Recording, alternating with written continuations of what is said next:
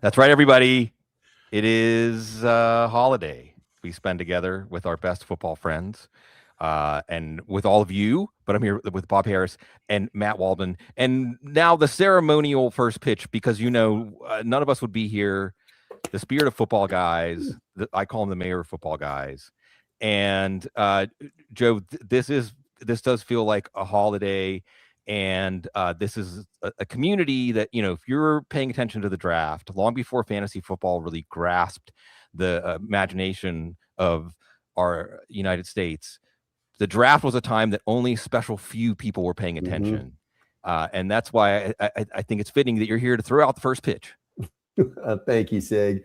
Yeah, I mean, we've come a long ways from like nobody knowing about this at Radio City Music Hall, right? When it was just a kind of a fringe thing, but it feels like holiday. It really does.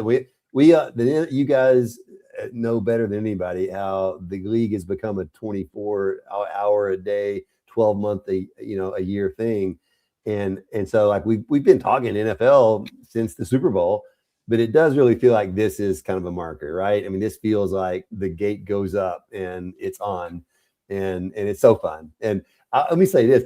I love it. I mean, I love it. You guys like love it.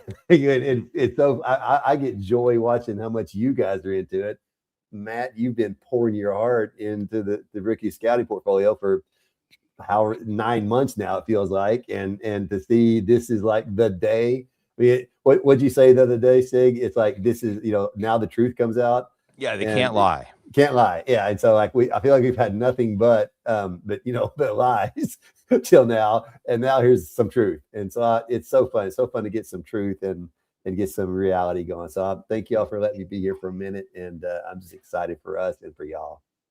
Yeah, I'm excited to have this platform thanks to you and David Dodds and Bob Harris. Really, your fingerprints are on everything, and now your fingerprints are here on this show with us tonight. And what I like having you here, Bob, is I feel like you're representing fantasy football, and you're representing the fantasy football hive mind, reacting on behalf of everybody as we see on Unfolds. Yeah, it's fun. We were talking about this a little bit, but you're kind of the storyteller. Matt Waldman has the analysis, and I'm the mercenary. I'm here to tell you what's going to happen to the pieces that you are already invested in, the ones you want to invest in, and the ones that are coming into the picture. And I think the big point is what you said, Sig. The truth is going to be told tonight in the form of draft capital and players picked. We learn a lot about intentions. It's hard to hide what you're up to when you have to put that draft capital on the line on players. And we've heard all kinds of wild discussions already today. We should have a good time tonight. A lot of discussions about players possibly being traded, moved, a lot of picks being moved. Maybe Matt can address this. It's not maybe the best draft in recent memory, and maybe that has people a little panicky early or trying to move up or trying to move down. Matt, how do you see the big picture of the draft? Well, I mean, when it comes down to it, when you start looking at the history of these drafts, especially how it impacts fantasy teams, it's often the difference between plus or minus one player. So is it really, 1 year, I remember the Patrick Mahomes draft was a bad draft for quarterbacks. So, I mean, when we have perspective like that, sometimes it's worthwhile to go, all right, so maybe there's one less player or one extra player. And then there's usually one or two players that we didn't consider in the group who turn out to be very good. So I just look at it as that it's a worthwhile exercise every year, and we need to pay attention to it. And sometimes writing it off too soon or overemphasizing what something will be down the line is maybe we're just getting a little bit too far ahead of ourselves. Yeah, for sure. That's what we do. But so one of the things I want to say before the roller coaster start, we're not even on the click part yet. We're just sitting. We just got the bars over us. We don't know what's going to happen, but it definitely there'll be some excitement, maybe some vomiting. But this is going to be really fun. But I want to emphasize, keep in the back of your mind, folks, and I'll try as much as I can touching on this. Dreams come true. Dreams, these words, we hear them, but really these are dreams that people were dreaming decades ago, maybe even ancestors were dreaming, that are coming true tonight, and dreams that a lot of people needed to dream together. and it is magical, truly magical. And there once was a time, Joe Bryant, that my dream, as I would walk to work at the University of Texas, not really enjoying being a systems analyst, was that one day I would get a direct message on the Football Guys message board from Joe Bryant, and Joe Bryant would say, "Hey, buddy, we've been seeing what you're doing, and we thought you might fit in here." Really, Joe, I visualized it, and that dream came true for me, which leads us to this night.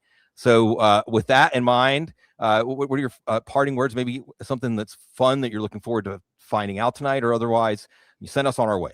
Well, I'd say that worked out pretty well for me too, Sig. So I'm glad that worked that way, buddy. The thing I'll leave you guys with, I love, and thinking about this the other day, the NFL in many ways is not very much like fantasy football that we play.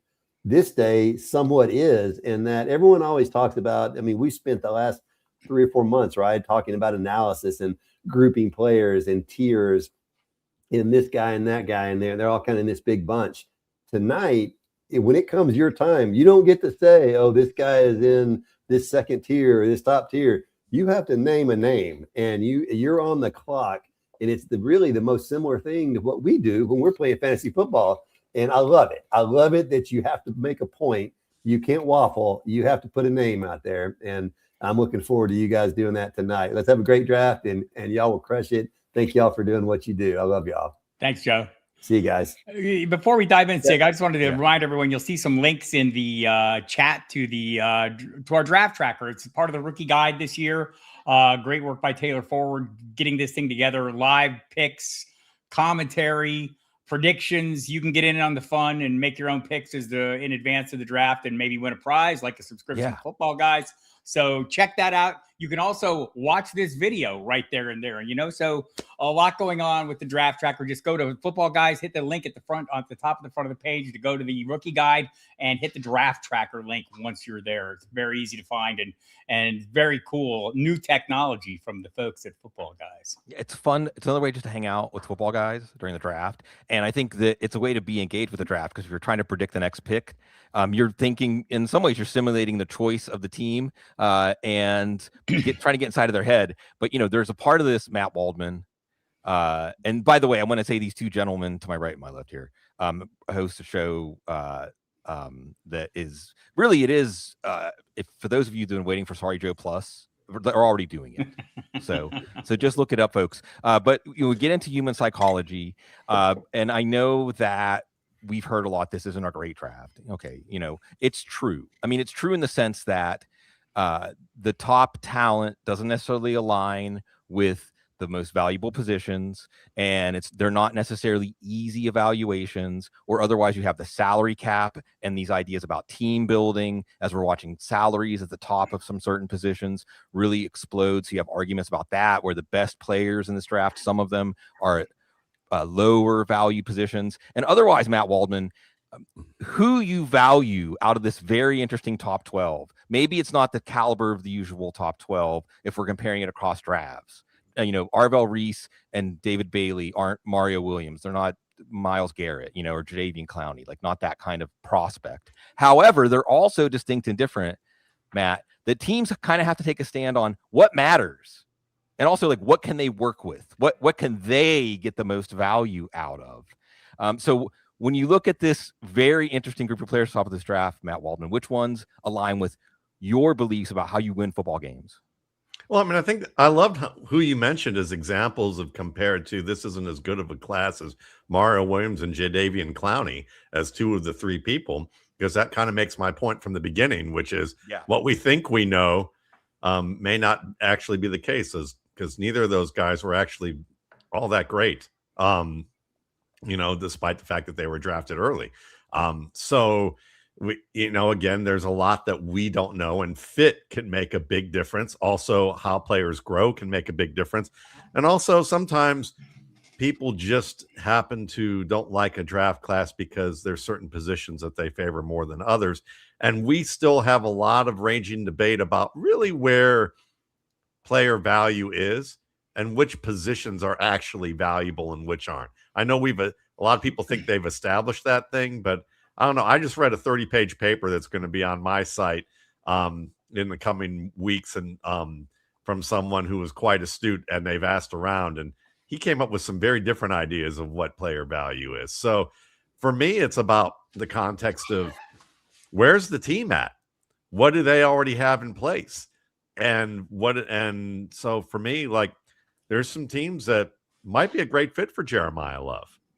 You know, even if you take him in the top 5 or top 10, there's going to be lots of complaints about that because fans have heard all the talk from, you know, basically all the big draft names that are going to repeat this like it's a mantra, and they've eventually believed it. They've drank enough Kool-Aid for that to happen. But, you know, 3 years from now, I mean, it's like Saquon Barkley. If you ask people, would you have drafted Saquon Barkley in the first round now that you know what he was worth? People would say reflexively yes.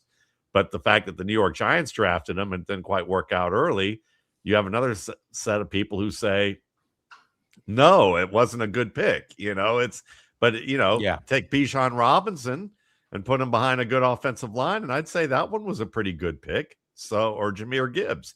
So I think we need to understand that. So a guy like Jeremiyah Love certainly fits that realm. I think, you know, Carnell Tate is another one that I think fits that realm very well. Obviously, the safety Caleb Downs. I mean, you look at what he brings to the table. What I want is guys who have fast processors and good technique and understand the game well, and they can translate information that maybe wasn't coached to them explicitly, and to be able to turn it into good outcomes. And I think that those are 3 examples of guys that can do that. Fernando Mendoza, I think, is another one that's going to be that option. And, you know, I think that, you know, we're going to talk a lot about defensive ends probably in this draft that are coming up, but I'm kind of more in the minority that it's like, that's the easiest position to teach. So it's kind of a slam dunk, and it's kind of a cop-out to take defensive ends early, because you know, if you teach them well and they have the body type, you can get them a little bit later and get good players. Whereas maybe offensive tackle is a position where you have to have the body type, so there's positional scarcity. And then there's positions like center. We have some good centers in this draft, possibly, that maybe should go a little bit earlier because they have to process more information in the middle of the field. So it's you know, I mean, I think that this is a less predictable draft, maybe, because there are because the talent isn't all weighted in one position or 2 or 3 positions. It's scattered across. I mean, you know, some people might go, is CJ Daniels really like a first round pick? And I'm going to think 5 years from now, there are going to be a lot of teams that wish they had CJ Daniels at middle linebacker as a perfect example. Of CJ Allen. CJ Allen, excuse me, not CJ Daniels. Yeah, CJ Allen. So the Georgia guy. Yeah. Daniels may not get drafted. I'll be watching for him, though. Yeah, CJ Daniels. Yeah, I think he's at West Georgia, actually, throwing passes and some other things. I think when I hear you talking about the positions, Matt, where I think the NFL is getting caught up is being more like Bill Belichick in the draft. And what that means is understanding these are the qualities or traits or skills we value at certain positions. These are the roles in our offense and our defense. These are the kinds of players, you know, some offensive lines, like Tyler Linderbaum was a good example. Like for Clint Kubiak, a center is a really important part of the offensive line. For other offenses, and whether you know, one of the top centers in this class, here we go, folks, you tuned in to get center talk before there's a pick on the board. But the idea is like, there's a guy that is basically left tackle who played center in the last game of his career, one of the last games, and looked passable. Probably won't stick at tackle for some of the things you talked about, but could be maybe the best center in this class. But an offensive line coach has to look at him and say, what can we do with him? And that's, like you said, where the organization's coming out. Bob, what are your thoughts on this? I mean, you played, in addition to obsessively following the league the way we have for decades. What's something that you feel strongly about what matters and how you win football games, or maybe how you win fantasy football games, and how it relates to this interesting top 12 that's about to come off the board? Well, I think teams value players differently than we do. We value, you know, we're looking at it through a fantasy lens, or certainly I am. And so the focus is on certain positions, but those aren't necessarily what teams are looking at. It seems like the value of edge rushers has become, you know, such a huge thing. And if somebody shows that propensity, and like Matt said, it's easy to teach. Well, a lot of them come ready to roll, right? And that's a great thing too if you get it. I think you look at a guy like Sonny Styles, who maybe isn't in a position that's as highly valued, but maybe the perfect fit for the right club was the green dot for the next however many years. He's not, doesn't play the edge, but play in the middle, he can get a lot done. And with his speed, he can change the way a defense looks. So I think, players like that maybe get a little overlooked just because of the position, and maybe they shouldn't be. And maybe he turns out to be a great pick. We're going to be focused on the skill players. Jeremiyah Love, I've been hearing every 5 minutes throughout today, he got better. It was to the point where, and Matt, maybe you can, chime in on this, but, hearing one prominent analyst tell me he would be one of the best 3 slot receivers in this league and that he could play purely wide receiver. I don't know, looking at some of the footage, yes, he probably has those abilities, but I don't know that you would rank him at the high end of the class, wide receiver. But clearly he's a guy that we've heard many stories about right now, could go anywhere from 3 to 7. Don't think he'd make it past the Commanders there. But man, the Giants could change the face of their offense with 2 picks if Jeremiyah Love falls to them and then they pick a wide receiver at 10. So I'm looking for some of those big moves, and we'll see if somebody makes a big move up. So maybe somebody values one of these guys more so than we realize. Yeah, I mean, I think that, you look at Jeremiyah Love, and I love the mention of the Giants because I think it gives Jackson Dart extra training wheels that he needs. I mean, when you look at he certainly was productive fantasy-wise as a runner, but they're going to shut that down a little bit more next year. That's generally what happens.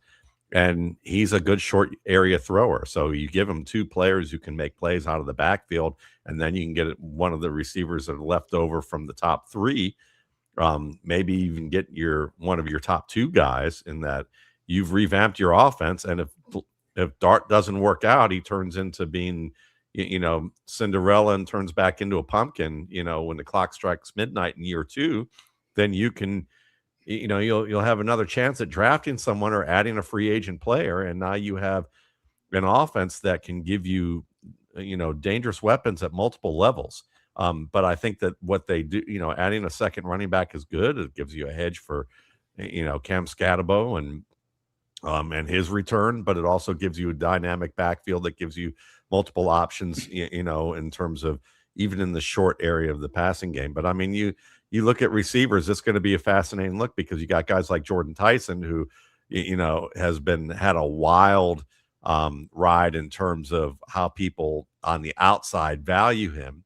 And, the fact that we're analyzing a tape of him catching a pass in practice, or people are, they're analyzing that and overanalyzing when there's been multiple years of tape to actually show what he does, just tells you the intrigue with this player. I mean, a terrific athlete, but at the same time there's a number of angles with him. Is he able to deliver the movements that he does in a cogent way that can keep him healthy? Is he someone that is actually a good technician, or does he just have moments that seem to flash on the screen that make him a lot better make him look a lot better, but when you look at play to play, he has a lot that's lacking. We haven't even talked about tight ends, which we probably won't see in round 1, but it's an interesting one to consider because Bloom brought this up to me, about a month and a half ago, about the fact that the league is changing when it comes to how tight ends are being used.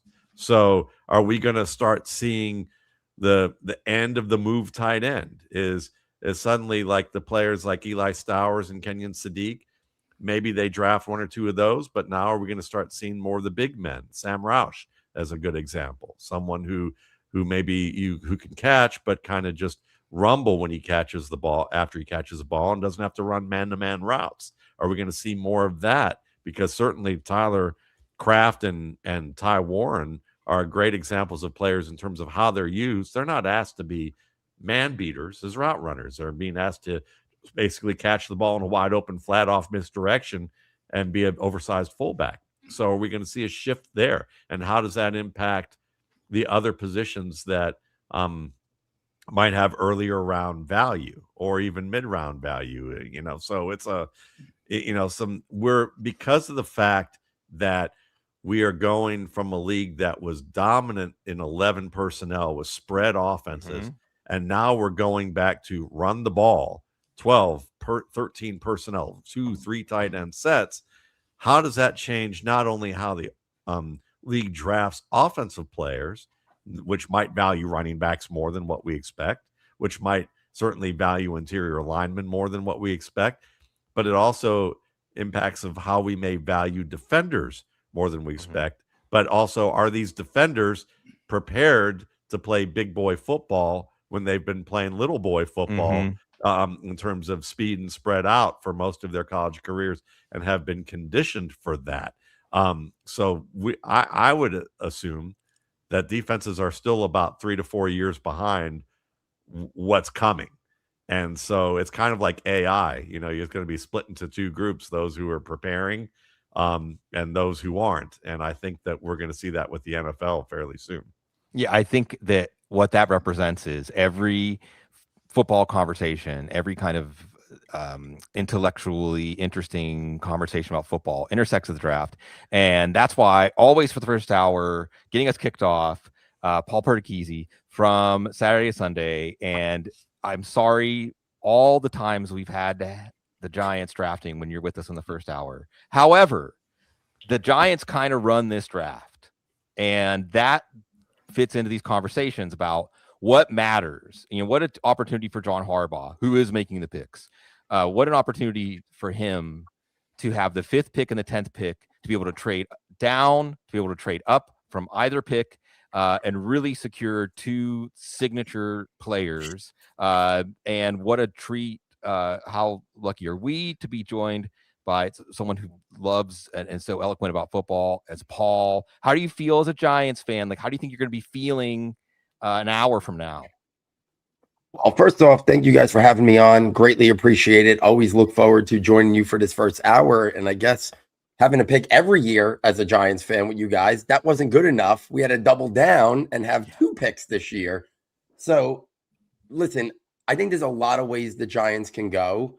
I've kind of looked at it as they could go the non-premium positions, and I think those are probably the best players in the draft class, the Caleb Downs, the Sonny Styles, the Jeremiyah Love, and I could understand just getting great football players added to hopefully a great football player in Jackson Dart, Abdul Carter, Malik Neighbors over the last couple of years. But on the flip side, we see what wide receivers get paid in free agency. Alex Pierce just got over $30 million. We see what offensive linemen get paid in free agency. We see what, those type of positions, wide receivers, cornerbacks, offensive line, those could all be the picks for the Giants here. They have needs at those 3 positions. There's guys that are in the contention at all 3 of those positions in the top 10. So it's really, how are they looking to build here? Are they looking for some culture players, maybe with the highest ceiling at non-premium positions? Or are they looking to target those premium positions and fill huge needs also? And I think that will kind of feel the narrative on what Harbaugh wants with these first 2 picks. I think he's going to want tone setters to kind of establish his culture. It's going to be fascinating because I think for the first time ever, they might be trying to swerve in terms of what's gotten out there in the media over the last 24 to 48 hours. I would agree with that. I mean, I would agree that I think that I don't know, 30-40% chance, they're not going to select at 5 and 10. I mean, I don't know what's going to happen, but I think that you think of it again like fantasy football. Like if you had 2 picks, yes, at 5, you might say, let's get the guy we can't live without. But then at that point, if it's like 2 guys that are so close at 5, maybe you just trade up to 6 because Cleveland's ready to trade down. You just get them both. Or alternatively, knowing that everyone wants to come up the board and get offensive tackles, maybe you trade down. Maybe you try to get some 2027 draft capital and push this forward again. This Dexter Lawrence trade could set a lot of waves in motion. Let's just go. I mean, it's because we don't have suspense. We'll talk about Fernando Mendoza. I definitely want to hear what Matt and Paul have to say as far as scouting Mendoza. But let's just focus on this Giants because the biggest question in the first round. Well, maybe the biggest question is Arizona, but it's the biggest power player in the first round. So we can just do this like lightning round fast. I'll start with you, Matt. So what from your perspective, from the Matt Waldman scenario, what's the best case scenario? What's 5 and 10? Who do the Giants walk away with? Jeremiyah Love and Carnell Tate. Yeah, that would be it, because I think if teams get overly hyped about Jordyn Tyson, it seems like every year somebody makes a boneheaded wide receiver pick, and then the real receiver that's actually worth a darn gets picked second. So I'm anticipating that Carnell Tate was one of those candidates to be the reasonable pick, and that you might get 10th, and then you can pair him with Malik Neighbors, and you have a 1-1A situation. And then you also have redundancy at running back. And so now Harbaugh has his options to be able to play basically option football with Jackson Dart, let him run, and you have those multiple runners in the backfield. And then if Jackson Dart doesn't grow up from there, well, you've got a pair of receivers that any quarterback will want to play with. Paul, what do you think the best case scenario? Who are the two players they walk away with 5 and 10? For me, it's Sonny Styles and his teammate, Caleb Downs, and build that cornerstone of the defense. But I will say, I think Matt's on to something, because I think that Jordyn Tyson is going to end up being smoke. And if they draft a wide receiver, it's going to be Carnell Tate. Harbaugh was at the pro day. I think that's Daniel Jeremiah and Albert Breer in the last 24 hours have attached Carnell Tate to the Giants, while everybody else has been attaching Jordyn Tyson. So I would love Love and Caleb Downs, or I could see them going Tate and Caleb Downs. I think they really want Caleb Downs. I don't know if they'll double down on wide receiver skill positions after they made the Dexter trade. So I think Caleb Downs is going to be one, and then a skill player, Jeremiah Love, or I'm going to side with Matt and say it could be Carnell Tate. Yeah, Bob, what do you think? Best case scenario for the Giants? Well, I don't care about the Giants. I care about us, right? So, like, I'd love to see offensive players go. So I think Paul is like, it was a great point. Those two defenders would be what a cornerstone to build on. And I think that would be phenomenal as well, just not for us. But also, I mean, like, if that happened, I'm worried about what is, people invested in Cam Scatterbo. What does Jeremiah Love do to that investment? Do we get the full measure out of Love if he's playing in a split backfield? I mean, everyone splits, but we have ideal spots. I'm with Matt. I think, I tend to follow his guidance on these players, but Jordyn Tyson is the guy that's been getting talked up. It sounds like it's been almost so much talk that it seems like smoke to me. So we'll see. Ideally, though, 2 offensive players to add to our fortunes, and it would be Love and Tate. Okay. There was a kid, grandchild of refugees from Cuba. He knew that he wasn't going to be the most athletically gifted quarterback, so he studied Tom Brady. He studied the TB12 training regimen, even preparation. He wanted to prepare like Tom Brady. He prepared himself all the way to a national championship, the #1 pick. The Las Vegas Raiders. Maybe he gets a chance to work with his hero, his idol. How interesting is that? Matt Waldman. Tell Raiders fans why it might be time. I mean, when Joe Burrow got drafted to Bengals, everybody thought, okay, could it be that kind of franchise-changing pick for the Raiders? Absolutely, it can. He's probably one of the 2 to 3 highest graded players I've had at the position in the past 5 to 7 years. And that's up there with Caleb Williams, and he's a different style player than that, but he's a good pocket passer who can actually run. And I think he's a mix of Justin Herbert and Andrew Luck. He's got a little bit more. He doesn't have the moments. Justin Herbert is probably a good example of a player who makes some of the most beautiful plays one moment, and then some of the most harebrained plays the next. I mean, like he tends to have, it's almost like the Chargers have cursed him, because they tend to have always been a team that makes, looks like they look great and then do something harebrained to foil their season, down the stretch. And it's like he caught that virus. But he's always kind of had that at Oregon when you actually look at him as a player. But just a terrific athlete, makes some of the best throws you're ever going to see. And then Andrew Luck's a little bit more, he was that tougher, kind of emotionally, mentally tougher player, very intellectual about the game as well. Maybe not the prettiest thrower, but certainly really understood the game. And I think that's where Mendoza is heading. And when you watch his Cal tape, that's probably that's the tape you should really watch with him, because the Indiana tape's nice in terms of if you want the highlight back shoulder throws, you want the, you know, the vertical looks that he does off of play action, the throws on the move. But when you want to watch somebody who actually throws the ball in the middle of the field a little bit more often, reads defenses well enough that you see the type of looks that he faced at Cal and what he did with lesser talent, that's the, to me, that's more the proof in the pudding with him. And I think that he's the type of player, he's the only quarterback in this class, if you ask me, that if he started day one, while it wouldn't be the best idea, they don't have to with Kirk Cousins there, I think he could survive the onslaught of fans, media, and his team in the same way that Ashton Genty is surviving this, or survived it last year. And they'll come out on top and be better than what you expected after their rookie year. So, yeah, it's a slam dunk to me. He's the only quarterback in this class that I think has proven that he can withstand a bad year on a bad team. Okay, big suspense. Here's one of your pivot points, although everything was breaking towards David Bailey as the Jets are on the clock. So this is one of your sliding doors moments. But I think that Dane Brugler had Arvell Reese. Paul, if you were making the pick for the Jets, who would you pick of those two, or would it even be one of those two?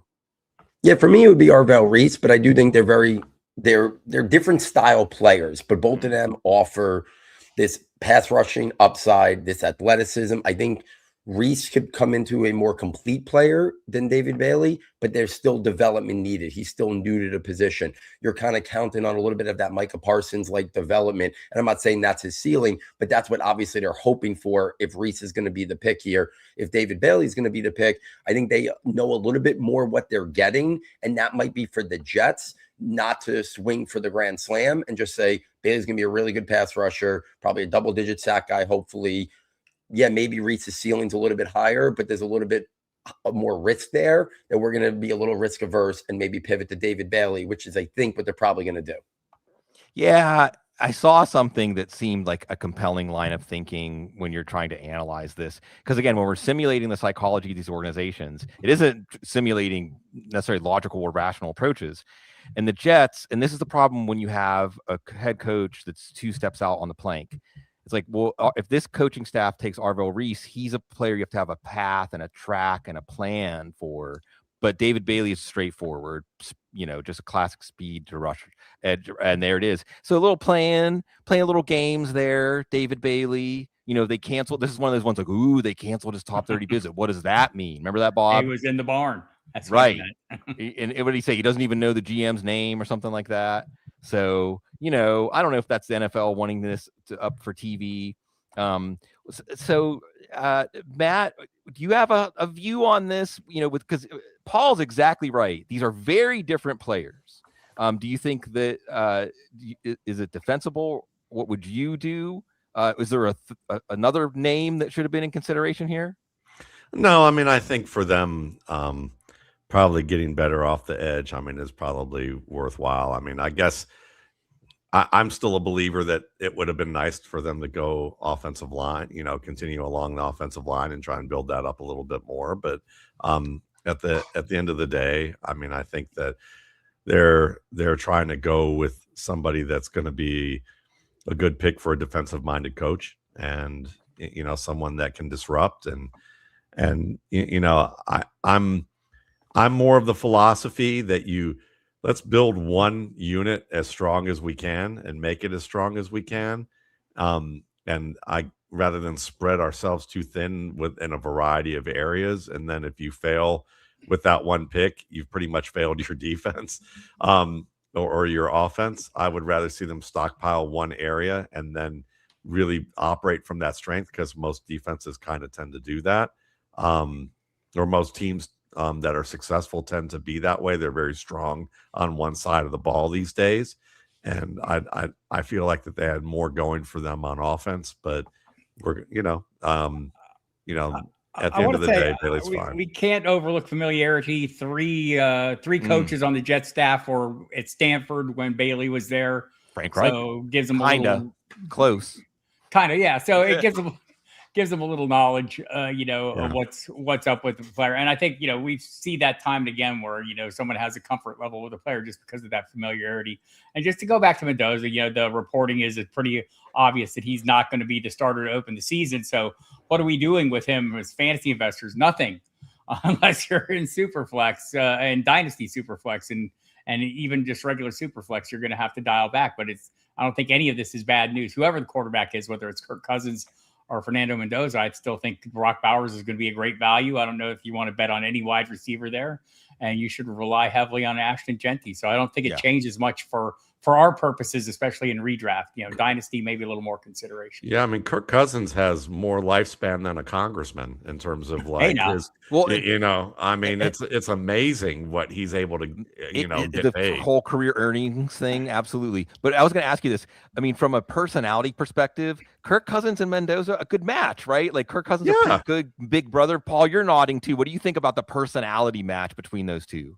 Yeah, I think they blend well together, and I think they needed a veteran presence like that in the room. And I think Cousins, as he's gotten older, has kind of matured a little bit, that he's willing to take on that role. I think it was a couple of years ago, probably not, but I think he understands this is the end of the road for him, in the back portion of his career here, and he's willing to take that on. And maybe he starts 2 games, 4 games, maybe no games. But at the same time, I do think his presence will be a good thing for Fernando Mendoza.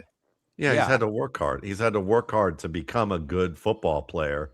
And he's been with a number of coaching staffs, and he's going to be able to bring that experience to Mendoza, who's a similar style player. And Mendoza's smart enough to assuage Kirk Cousins' ego if that gets a little bit, if that becomes a little bit more of an issue. But I don't think, as Paul said, I don't think it will. They're both ripe for the PGA tournament, so I think that's one of those things where I think that they fit very well. They're like stepbrothers, I thought it was interesting that we're unlike in Atlanta where he wasn't open to being the mentor, or said he wasn't there to be the mentor. He has said the exact opposite upon arrival in Las Vegas. So that gunshot sound from your ankle tends to do that. Yeah, probably that. And also, again, familiarity with Clint Kubiak, and so a little knowledge of the offense coming in there is helpful as well. So I think this is a really good situation for Mendoza to come into. I know Matt Waldman loves it when the rookies don't have to play. Yeah, well, and yes, and I mean, I think you just quickly you touched on it for fantasy. I mean, this should make you like Bowers, like Jesse, and this offense should be a lot better. Real quick, just touching on David Bailey and a lot of the stuff from Dane Brugler's Beast. Nobody puts in more work to get the personal, the background player. David Bailey, his dad is from Jamaica, his mom is from Ghana. His older brother went to Harvard, was an all Ivy League pass rusher, and his parents were all about academics, hence Stanford. And he's just a classic speed to power, bend, turn the corner. It's 3rd down and 8, and the same way that Aaron Donald won the Super Bowl for the Rams. Who's that guy that's going to make the play, who can get in the backfield? He's not a finesse rusher, but he's not necessarily he's active versus the run. He doesn't have a deep bag of tricks. There are guys in this class, Paul, back me up on this. There are a lot of guys in this class. David Bailey is not one of the more gifted pass rushers as far as like being a technician, having strategies, having a variety, changing the pace and tempo of his rush. You think? Yeah, and even he's got good bend, but he doesn't have great bend. His things about his upfield burst, that first step quickness and explosion. He's not a guy who's going, like you said, a craftsman, a guy who's going to win with technique. He's going to win with that first step quickness, that first step explosion, and upfield burst. That's his traits and his calling card. He doesn't fit the profile of, say, an Abdul Carter or some of the other edges, Aiden Hutchinson that we've seen at the top of the draft. He doesn't play the run as well as them, which just kind of speaks to the volumes of this class as a whole, that it didn't have those elite prospects at the edge position, at the offensive tackle position. And that's what pushed up. If you go back a couple months ago, Bailey was looked at as maybe like a 6 to 10 type pick. And then the momentum started to push him towards that 2nd or 3rd overall pick, because he was just the best edge in this class. And he was a little bit more complete and a little bit safer than Arvell Reese. An easier evaluation. And there it is. Jeremiyah Love. Oh, Matt or Bob.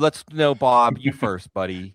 Cardinals explore moving down. I feel like the plane is running to the mountain here. I think Could it be? I mean, could it possibly be worse for Jeremiyah Love from a fantasy standpoint, or even like this is Barkley landing with the Giants? I mean, I think probably closer to the latter. I mean, the bad news is for the guys that we were drafting later on on this team, and like we were getting great values on guys like Tyler Algier has been drafted in early ADPs, running back 32. He's the top of the heap. James Conner, running back 44. Trey Benson, nobody knows. Like last we saw Trey Benson, last I heard of Trey Benson was he was gripping his knee during a Thanksgiving week workout, and we haven't seen him since. So I don't know if he's even going to be part of this picture. I think people who invested or who've been out there running through the best ball streets with me, foolishly so, as always, but still very enjoyable. But, you know, Algier is the guy that we've been thinking, hey, he's got a great chance of being a good value. Now he has a great chance of being Tyler Algier again. I don't know if that makes him a great value or not, but yeah, this is the move probably from a fantasy perspective we did not want. Jeremiyah Love to the Cardinals when it first started coming out, and I know our colleague Dave Kluge put it out there. You know, the Cardinals put out a series of names in hopes of maybe drawing some interest in the trade. It sounds like they did look into moving down, but once they didn't, they took what they believed to be the best player, and what the owner made them take. That maybe Bedwell made them take, and they were maybe looking for an excuse not to have to take them. Look, you could make arguments. I bet Paul will for a handful of defenders on the board, right? That could probably come in very handy. Trading down for less, because I wonder if it was just they wouldn't take less than what the pick value chart dictated. Because the problem is any of the teams between 4 and 7 are open to trading down, probably, and certainly Cleveland. Saints. Right. I mean, there's a lot of teams, so nobody wanted to trade up, give Arizona the premium, unless they wanted Jeremiyah Love, and then you're guaranteeing $53 million, something like that. Like he's instantly one of the highest paid running backs. And I don't like to play this caponomics game with your first round pick, but I mean, Paul, do you think that matters when you look at this pick? I feel like this is, I mean, Jeremiyah Love could be everything we thought he could be, and this is still a terrible pick. Yeah, listen, he's the best player in this class, I think, but this is the Ashton Genty. This is the Giants taking Saquon Barkley. I am stunned with Arvell Reese on the board. There wasn't a team, whether it was the Saints like Daniel Jeremiah projected last night, whether it was Kansas City. I think you might have been hit on the head that they might have not been, a team might have not been willing to pay the actual price that usually it takes to come up to pick 3, and Arizona wasn't willing to sell less than the usual cost to move all the way up there. So they just said, let's just take the best player on the board. We have holes everywhere, but this just doesn't seem like the right spot for Jeremiyah Love. With that said, I think it was Peter Schrager, like last week, said a GM or an executive said, throw positional value out the window in this draft because there's just, it's an unusual year. And I think teams are just going to want to get really good football players and figure it out after there. And I think the Cardinals, maybe some pressure from ownership for an identity, but I just think they looked at it as best player left. We're going to take him. We're going to add some juice, maybe ticket sales, whatever, if that was the owner pushing that narrative. But I just think that this draft class, more than any other one, just speaks volumes that we don't have those high-end premium positions that we usually see at the top for the prospects. I'm going to offer a dissenting point of view on this one, which is surprise, but it's just that if you could have Alvin Kamara on a team where that they just discovered that they had an addition by subtraction by getting rid of Kyler Murray, who couldn't go past one read unless he ran 5 miles before he went to his second read. You know, maybe they discovered that if we add another offensive skill player into the mix who's versatile, that we're going to really open up this offense, even with a veteran journeyman starter quarterback. And that gives us, again, more options down the line with multiple avenues to land an even better quarterback. And I think that, you know, I think that Jeremiyah Love is closer to Alvin Kamara than we've seen in quite some time, which means that the versatility that he offers is something where you can split him outside instead of having one of the, you know, Greg Dortch or those types of smaller receivers. You can maybe use him in the slot a little bit. And you still got Michael Wilson. You still have Marvin Harrison Jr. and Trey McBride, and you can put one of Connor or Algier in the backfield while you still have Love split out. So now you've really diversified your offense in a way that makes us a potentially dangerous club, even with what I would call a mid-tier running back. Well, we hear that a lot. Would love find any running room, but Yeah, there are a lot of teams that don't have great offensive lines that we seem to see. We seem to find them as good running back ones, low one running back ones, running back twos, who don't have great offensive lines.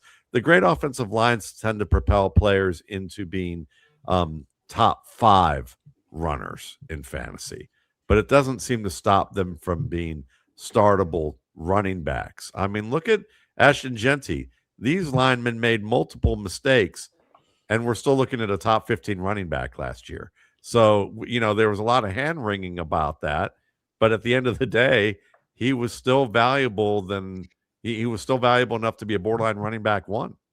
Okay, so the Titans did the right thing, but I wish we could have talked a little more about Jeremiyah Love, just why he's such a great prospect. But just know this: he's one of the best pass protectors, one of the best receivers.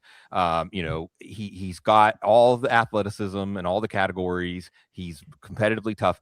The dude was a gunner. How many times you hear about an elite running back that was a gunner? When he was hurt, he was a lead blocker. Introvert. Interesting guy, didn't want to be a captain, couldn't have his own roommate as a rookie because he's such a neat freak. He's just that kind of guy. He has a comic book about himself, Monster. Look, you can go buy one. And I look forward to his career. He can definitely be Alvin Kamara. Absolutely. Who was an introvert? Who's a little unique, different guy. Yes, different kind of guy for sure. Let's not overlook the offense, though. Too. I mean, coming into Mike Flores going to run that Sean McVay offense. It's been pretty helpful. And Nathaniel Hackett, a number of backs over time.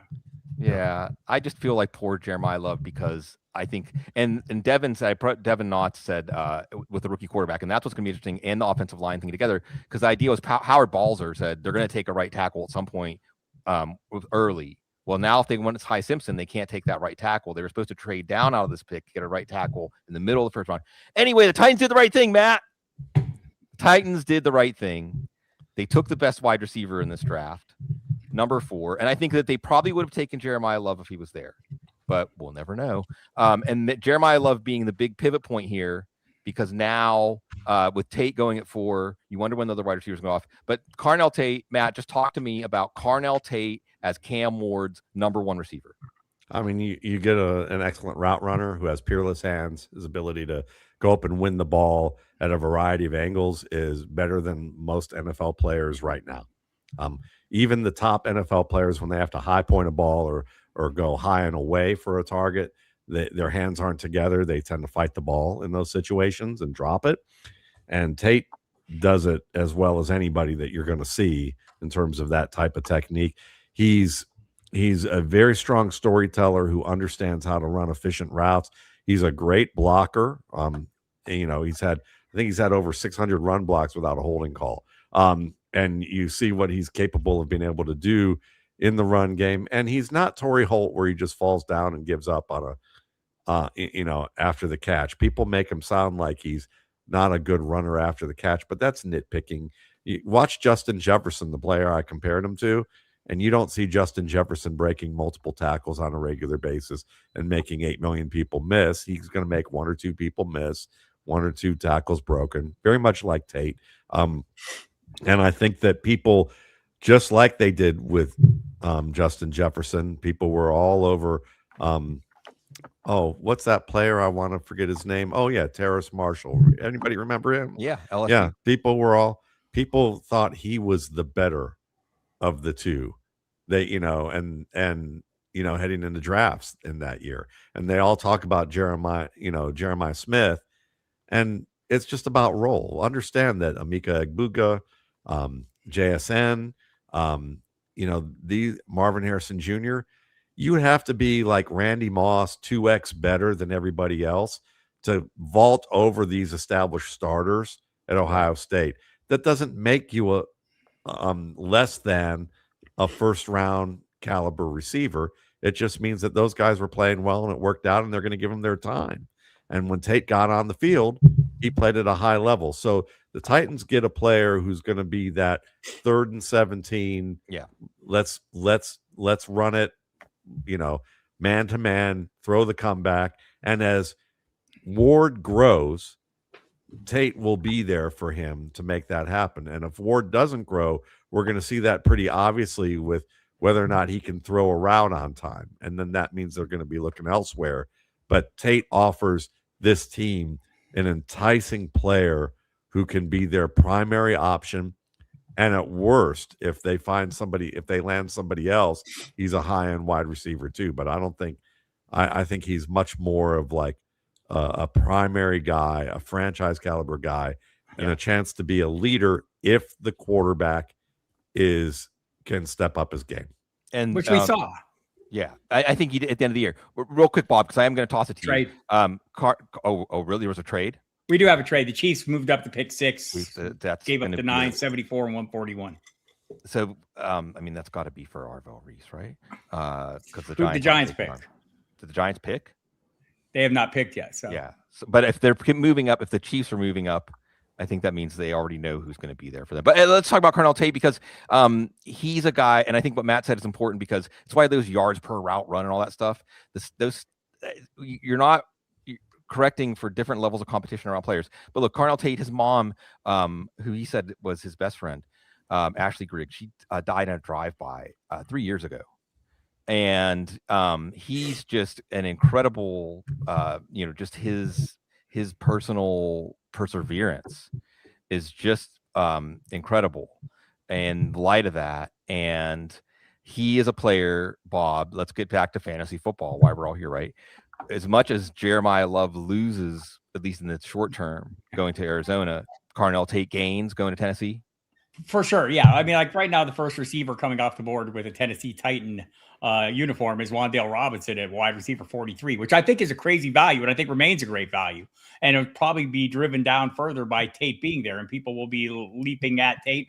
I think the encouraging thing here, we've got the Brian Daboll offense and we've seen that work well for young quarterbacks, but Cam Ward came on late last season. Last 4 games before he was hurt in the finale, 8 touchdown passes and just 2 interceptions. That was kind of about the opposite of how he started. So I think there's some reasons for optimism there. I thought Sonny Styles might have been a good pick here, but that's just me.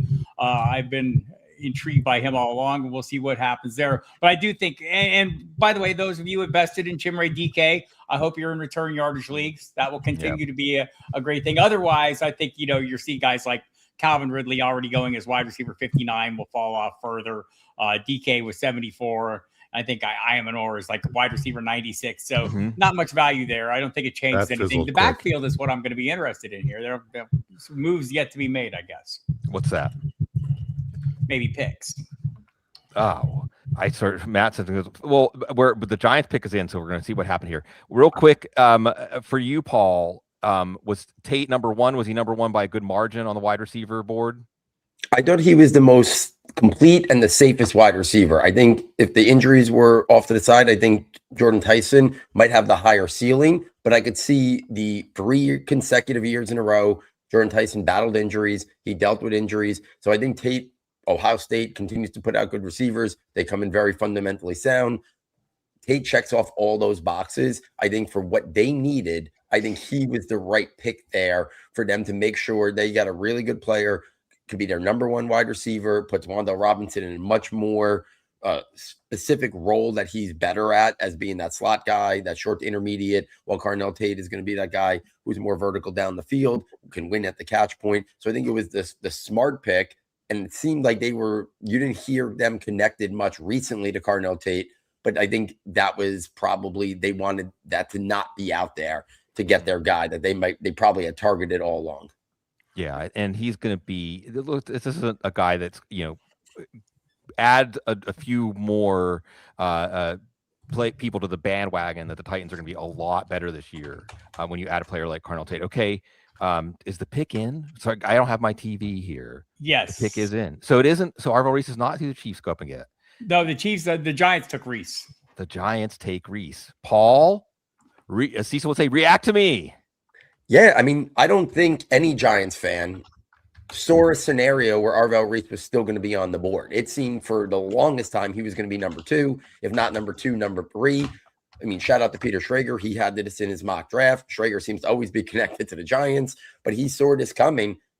I think Kayvon Thibodeau is going to be traded probably tomorrow night. I think that's a foregone conclusion. It's going to be fascinating how they use Arvell Reese paired with Abdul Carter, paired with Brian Burns.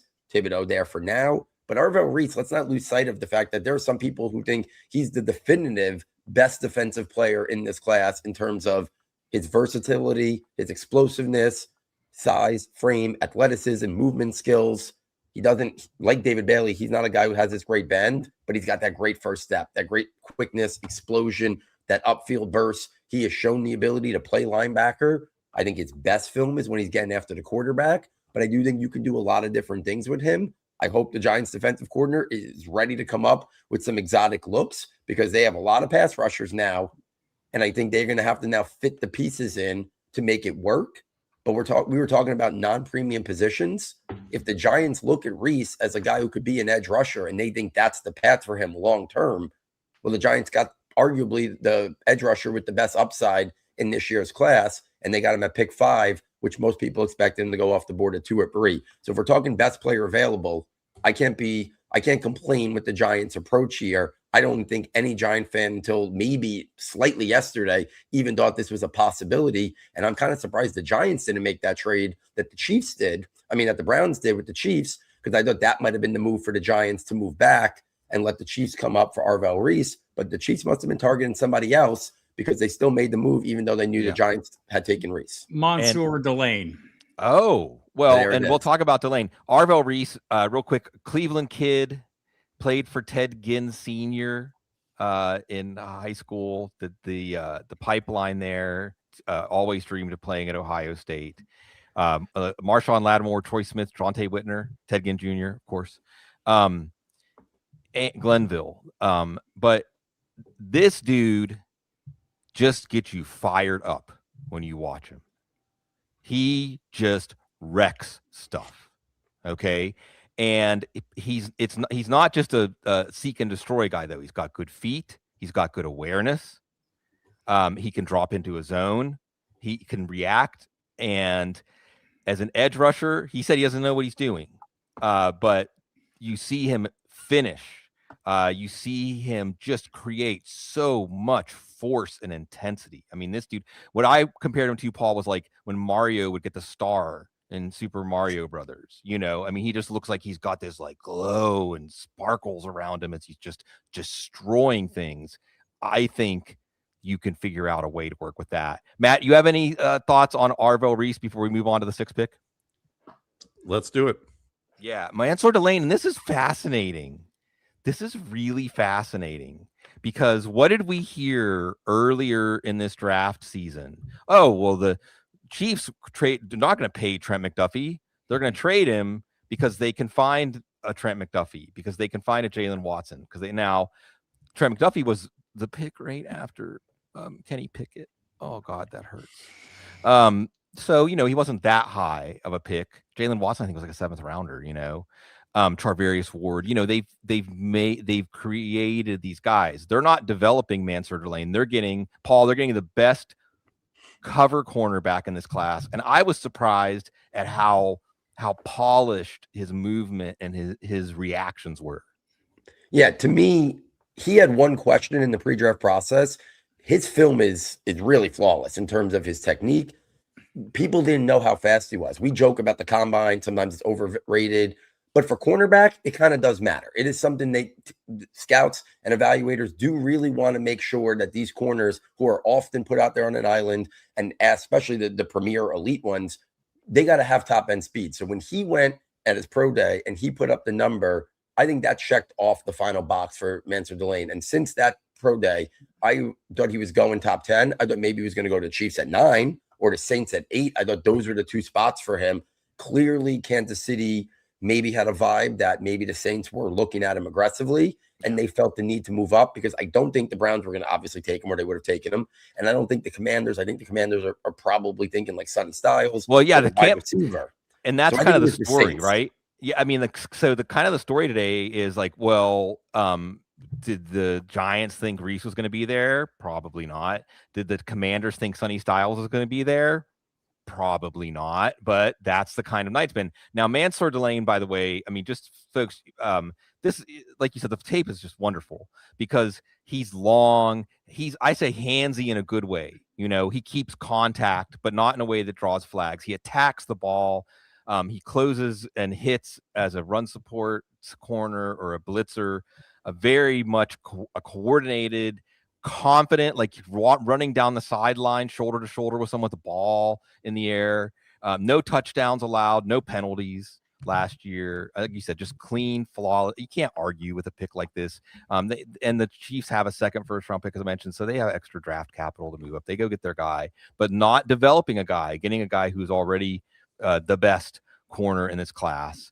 And yeah, Matt Waldman, what do you think about the choice? Maybe it's a surprise. Should the Commanders be looking at Sonny Styles, or otherwise what player or what can help this team and help Jayden Daniels after a down year? They need a deep threat. They need another guy to either help out or eventually replace Terry McLaurin.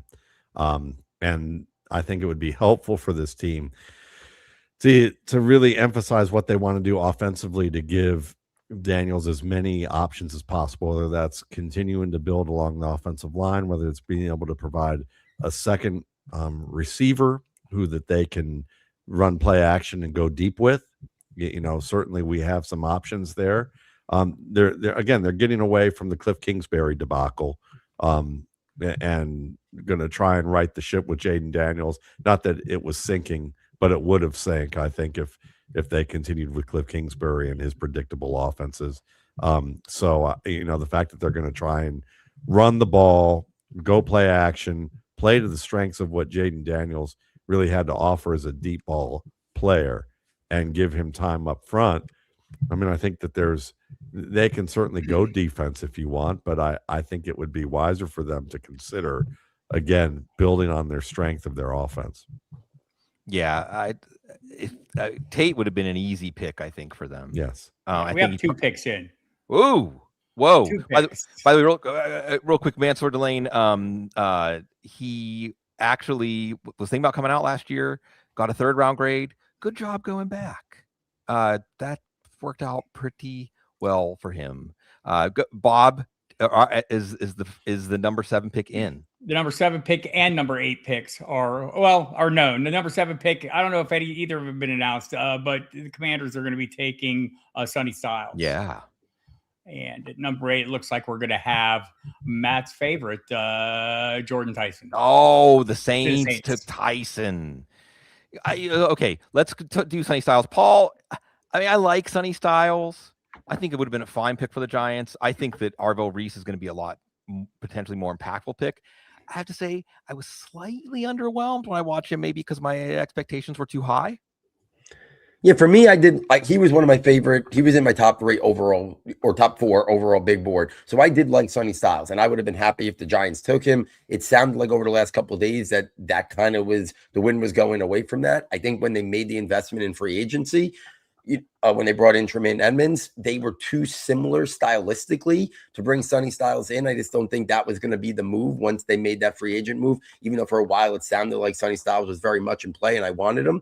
He does have elite athleticism. There are some things on tape in terms of some play recognition, a little bit hesitant at some times, and some inconsistency in terms of his change of directions. But I do think he's a movable chess piece as well. I think he's got some really good film in terms of getting after the quarterback. I think he's got sideline to sideline range, play strength. So I do think he's a high caliber linebacker prospect. But going back to how each team interprets the draft, we just saw the top linebacker in free agency, a really great player, signed like a 3-year, $45 million contract.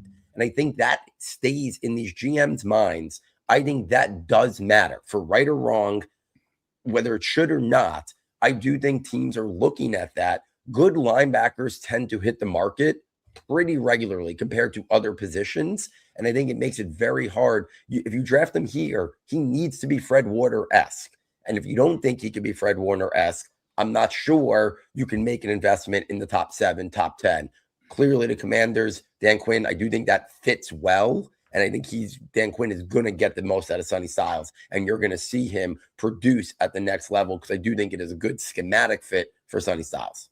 Yeah, filling in, I mean, replacing Bobby Wagner and being a leader of the defense. I'll say this. If I'm going to make take a linebacker this high in the draft and make him a signature player, I either want somebody who like is Arvell Reese, like just plays like his hair is on fire, or somebody that has, well, kind of like Caleb Downs level instincts, like just so in tune with the game. I didn't quite see either of those things. The funny thing is he's named after Sonny. His nickname came from Sonny from The Godfather, James Caan, rest in peace. And he doesn't play like that though. That's more like Arvell Reese, but he is athletically just a wonder. And what you can do with him is he can match up with, he can be a tight end eraser. He can run with running backs on wheel routes, and you know, he is a powerful enough player to play against the run, and he can do everything you could possibly ask an off-ball linebacker to do. So you can't really argue with a pick like that. Matt Waldman, you can probably argue with a pick like Jordyn Tyson at number 8, right? I'll say this. I'm glad that Sonny Corleone isn't comparable to any of these linebackers. Because the closest one I can think of is Kenneth Murray of the Cowboys. And that's not a compliment. No. So, but I think that for Jordyn Tyson, I think this is a potentially good fit because you have an offensive coordinator who knows what he wants and has a good structure and is a good teacher of his scheme and knows what fits his scheme. You have really a top-notch professional in Chris Olave. So he can be someone that's helpful in some ways for Jordyn Tyson to model his game after. And Tyson is versatile enough, and so is Olave, that eventually they can grow into roles that are interchangeable. So that's helpful. Got a young quarterback in Tyler Shuck who can fit it in there, and Tyson can be the type of guy that erases some inaccurate throws a little bit if those tend to happen. But I think this is a boom bust pick in the sense that as good as he is at his height, you still have concerns about the injury and the mechanisms in which he moves. You know, is he someone who his movement skills create the injuries that he has? Can his body hold up with that? I think that's an ongoing concern with this game. Matt, as you point out, and others, he is a dynamic mover, but he's not always under control. Yeah, that's the problem, is the way he lands with his feet, the way he's flat-footed, the way that he puts pressure on his knees and his, you know, and his hamstrings. You're worried that maybe some of these mechanisms in which he moves can be problematic. But if they're not, if he can either figure that out or it's overblown, you're getting a Chris Godwin potential talent who I think should be more revered as a player over the past generation because of how many roles he could play at a high level if needed. I just joke that he's like, if Chris Godwin had a son, it would be Jordyn Tyson, and he'd say, I love this kid. He's a good kid. But maybe if he could just focus on 1 to 2 things to get this much better, he'd be better than me. But I'm afraid that he might not ever get there, you know, and that's that's kind of the way I see him, is like a more mercurial version of Chris Godwin, which, you know, the upside of that is fantastic for this team. So I like the pick because are you going to go Makai Lemon here? I mean, maybe that, you know, you could see where if it works out, people would say, I told you so, you know, you could have done something with that. But I think really they're looking for Olave to be the guy who can give you the underneath stuff right now if they need to. And as Tyson's game grows, then they can make them interchangeable. And then you've got 2 super dangerous receivers. And it's a great move when you have Tyler Shuck on a rookie contract and you're about to have to pay Chris Olave, but it's a way to have 2 top talents. Paul, the Jordyn Tyson talk got a little bit, I don't know, feelings were hurt maybe when there was this talk about toughness. And I remember when I chimed in on it, I said, well, there's this idea of competitive toughness. It's not that he's not tough, because Hines Ward, what's up, y'all, 3rd round pick. he plays through injuries, he's tough, but when there's a clash on a contested catch, when there's a clash with a handsy, a cornerback who's trying to, get in his way, I don't always see a guy who's up for that clash. Do you think that matters when you can move like Jordyn Tyson? So overall, what did you think of him? Yeah, listen, I thought his ceiling, like I said before, might have been the highest of any wide receiver, but he comes with the durability concerns. And I think what you just talked about, not his toughness. He played that one game with a hamstring injury and gutted it out and helped his team, I believe, win the game. But at the catch point, things are not going to, he's great movement skills. Things aren't going to be as easy at the NFL level as they were for him playing in college. He's going to have to show more to be a complete receiver. He's going to have to show the ability to create late separation with that physicality, with that toughness. He's showed the ability to break some tackles. If we're talking about a guy who they're hoping becomes a big time, whether he's going to be their number 1 or 1B, whatever wide receiver there, obviously if you pick him in the top 10, you're hoping he has that level ceiling. So yes, the movement skills are great. The body control, the ball skills, his ability to adjust, you see that all the time. I had a hard time in this draft class looking at these wide receivers and putting them at the level of a guy like Malik Neighbors. And that's not fair to judge. But when you look at guys who have won in the top 10, Neighbors, Jalen Waddle, players like that, Jordyn Tyson didn't meet that level for me in terms of the criteria that I'd want to make an investment at the thing. I do agree with Matt, though. I do think the landing spot with Olave there, the offense that he's in, I think it will suit his skill set well. So there's a couple times now I've talked about schematic fits. I do think it's a good landing spot for him. The lane was gone. So if they were targeting him, so they would either have had to maybe look to trade back, maybe Caleb Downs, maybe push an edge rusher up. So I think when they were looking at their board, if it wasn't going to be the lane and they lost out on him, Caleb Downs would have been the other option. I think they probably looked at the positional value and said, we think he could be a really good number 2 wide receiver, complement Chris Olave, give Tyler Shuck another weapon. And I think that's why he was the pick. Yeah, he just needs to calm down with, be consistent with everything he does. Because like we said, there's maybe 10 to 20 routes that you look at. And if you compared those 10 to 20 routes with any other receiver, it'd be up there with the best. But play to play, it seems like he springs a leak with his game with route running and all phases of route running and even pass catching, where it's just like too many minor errors. It's a death by 1,000 paper cuts, his game right now at times. And if he can cure that, sky's the limit. Yeah, as Paul's saying, it's like the level of competition, the challenges are going to get greater. And also, if you have tricks, you're going to learn your tricks. Bob, Love loses value, Tate gains value, Tyson, there's a pretty wide range of spots. How should we feel about this spot for the short and long term? I think it's pretty good. I agree with Matt and Paul. I think this might be a good landing spot. Olave is going to be the lead piece there, and he came on last year like he was 20 or more points in his final 3 games. Got a 36.8 point game against the Jets defense in week 16. But just overall, he finished 156 targets. He was 6th in the league in targets.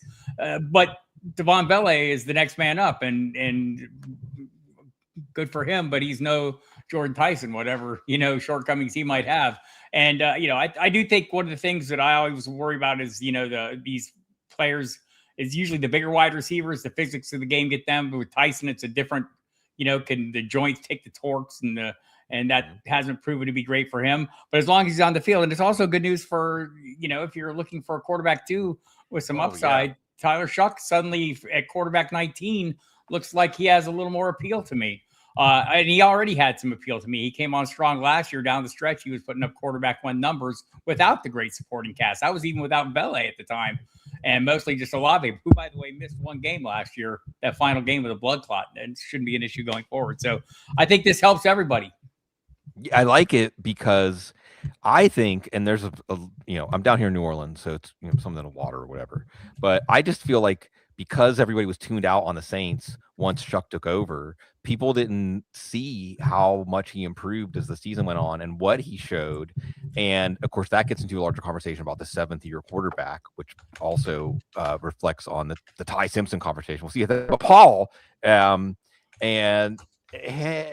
now with Cleveland sitting at number 9, I don't know what Cleveland thinks of Caleb Downs, but I mean, is this? I think we talked about, what was it, Styles? I mean, this is maybe even better than Styles and Downs if you get Reese and Downs and you're the Giants.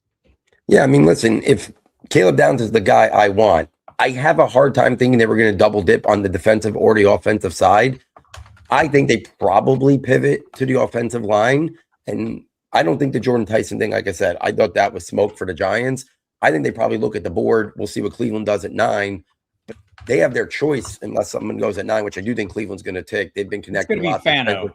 Okay, that's who they've been connected to. I think if they stayed at 6, he was going to be the pick. Yeah. So I think you look at it, Francis Mauigoa, Vega Ioane, I think one of those guys fills a huge need and also can be considered one of the best players available, especially Francis Mauigoa. It wasn't that long ago that a lot of people thought the Cardinals, if they made the pick, not Jeremiyah Love, could have taken him there. Then there was the medical recheck. Then when he had to go back to the combine about the back. I think they could plug him right in if they make him the pick at offensive guard. And then Illuminor re-signed, maybe only here for 2 years. I think he could be kicked out to be a starting right tackle. I think they plug a huge need, another premium position. So we keep coming back to these. Some teams are going to value premium positions. Joe Schoen, say what you want about him. That's been his mantra, that he wants to really emphasize premium positions. We didn't know what John Harbaugh was going to do. I think this might be a factor of, is Joe Schoen still looking with John Harbaugh working together? I'm sure Harbaugh signed off on the guys, but if Harbaugh wasn't there, I would say this is definitely going to be offensive line. With Harbaugh there, I think it's 50-50, whether it's Caleb Downs, but I think they want somebody to help out Jackson Dart. If there's no receiver, and I don't think there's even a receiver in consideration for the Giants here, I could see offensive line. Yeah, Ioane is, I mean, just a lot of people have him as one of those top 3 best prospects overall. Just plays guard, but the Downs, we can talk about him when he goes off the board. And then let's talk about the Cleveland pick. And Jordyn Tyson, by the way, doesn't end up in Cleveland. His brother was a first-round pick. And I think it's the first time this has ever happened. Brothers have been an NBA first-round pick and an NFL first-round pick. And welcome to New Orleans. You're going to love it down here, man. We're going to love you. Spencer Fano. Paul, there's a lot of different tackles in this class. And if you got to go, tell me. But stick around as long as you want, Paul. When I watched the tackles, I mean, there were some that maybe were more projectable. There were some that maybe had more overwhelming, like their best traits stood out more. But I did think that Fano, at least as an athlete and a mover, when you're looking for like translation, I love this phrase that Dane Brugler used a lot, losing slowly. Like in the NFL, it's important to lose slowly when you're an offensive lineman. I feel like of all those top tackles, Fano looks most equipped to do that against NFL edge rushers. What did you think of him? I thought he was the best offensive tackle if you were looking for a guy to get out in space, zone run scheme, the athleticism, the footwork, the range, the body control. If you're looking for that type of player, I think he fits the bill. I don't think the Browns are going to do it initially, but I think he could be one of those guys that played tackle in college and could be an elite center if they move him to center and get him on the move. I don't think that's their plan. If they're picking him at 9, I think they're going to give him every opportunity to be their starting right tackle, which is a huge need for them. But I do think he has the ability to be versatile, to play other positions on the line. So if for some reason he can't hold up the arm length, the strength, if that becomes a concern at the tackle position, I do think there is a fallback for him where he could become a big time move center that really can be a weapon in terms of that type of center, getting him out in space and clearing lanes in his own run scheme. And Quinshon Judkins may be a better gap runner than he is a zone runner. So if you can get a pulling guard or a pulling center, if they decide to go that route, that would be interesting too. It might be just another factor to keep that, that option open, is that, Judkins can handle himself as a zone runner for sure, but he's really good as a gap runner. And most of the players, the running backs they have in that backfield are better gap runners. So it will be interesting how much of a leash Spencer Fano has as a tackle. And, one of the things, giving a little personal side here, Fano, and again, this is all thanks to Dane Brugler and the Beast for this research. his sister, his older brother is a draft prospect this year, played at BYU. His sister played college basketball in Utah. His younger brother is a 4-star offensive tackle recruit. He has 4 uncles who played in the NFL. And his cousin also played for the Broncos as an undrafted free agent. And what you find is, guys, you'll find a lot. I mean, in this draft class, even you'll find some like the first in their family to graduate from college. What you don't hear is the first in their family to be a great athlete. There's always some sort of athlete lineage. But with Fano, it's just really a guy that, when I watched him, it's just, there's only a certain number of guys with the size, the feet, the functional strength, and the bend, and like you said about converting to center, there's a guy actually in this class, I think Trey Zune, is that what his name is, who was a left tackle and played 1 game at center, and you can get the 3rd, 4th round, but with that, the Browns, Matt, they've totally turned over their offensive line this offseason. And this was the final piece. They traded down. They got a 3rd round pick and a 5th round pick for their trouble. They got the guy I'm sure that was number 1 on their board anyway. Did the Browns just do something smart? I mean, yeah, they did, and I mean, the clock points to 12 twice a day. So, I mean, hopefully they get another opportunity. Bookended with Titus Howard. They made the trade for him. This is a totally revamped offensive line, as you said. By the way, Giants go offensive line as well. Yeah. Francis Mauigoa. And you said offensive line, you were right. In this, I like Caleb Downs. There's a medical side to this with a herniated disc. You never want to hear about drafting an offensive line with back problem. But Mauigoa is a guy that what you see is what you get. What you get is a guy that plays with a mean streak, Paul, and he's going to add some intensity and physicality to the line. Yeah, he is a John Harbaugh type pick. Tough, physical. He moves really well for a big guy too. At 6'6", 329. He's got good athleticism, good footwork. I think he's best probably in a gap scheme, but he could definitely get out in his own run scheme as well. He shows good techniques. You see short area quickness, really good hand usage, the power to play strength, good in pass pro, good run blocker. There wasn't a lot of things when you looked at him. The only concern was he going to stick at right tackle, or was he going to have to be a guy that kicked inside? I think you're going to see him, like I said before, start at guard. I don't think you're going to move Illuminor, and I think he'll start there and then maybe get an opportunity to slide over. But I think they looked at this. This was the pick they got in the Dexter Lawrence deal. They wanted a safe pick that can fill a huge need, have versatility to play along the offensive line. And this is a pick that kind of sets the culture. They want to be a run-heavy team. Scatabo, Tracy, Mauigoa fills a huge need, high-caliber prospect. Most people in big boards had him as their offensive lineman, 1 in this draft class. So I think if it was maybe the herniated disc, slightly scared some people off. It doesn't sound great for an offensive lineman, but most of the reports said they came back that it wouldn't be a concern in terms of him dropping. He's been playing with it, right? I mean, the reports are that he didn't even know. Yes. So hopefully, but go ahead, Bob. We do have a trade, by the way. The Cowboys moved up, and they did take Caleb Downs. They did something there. Now there's something smart. I'll let you go first, Paul, because I've been waiting for this guy to be drafted so that I could sing my Paean, my song of praise. But I mean, this year's been really fun for me. Just watching the players and getting back to just really thinking about the opening chapter. But I haven't watched a player like Caleb Downs before in college, and that's really was truly stunning. I, as a Pittsburgh honk here, drafted in Pittsburgh, I saw the closest thing I've seen to Troy Polamalu in terms of instincts, but in a college player. Yeah, to me, he had the best instincts of any safety I've ever evaluated since I've been doing Saturday to Sunday. To me, he was my number 2 player in the entire draft, only after Jeremiyah Love. I don't have any concerns about his athleticism. Is he a freak athlete who was going to run a super fast 40? No, but his play speed because of what you just talked about, the instincts, the play recognition. There was never a moment when I watched him on film and thought he didn't have really top end play speed, because he was just so smart. You can play him in a variety of roles. You can play him deep. You can line him up in the nickel if you needed to. He's great in the box, the play strength, good tackler. He is a leader of a defense.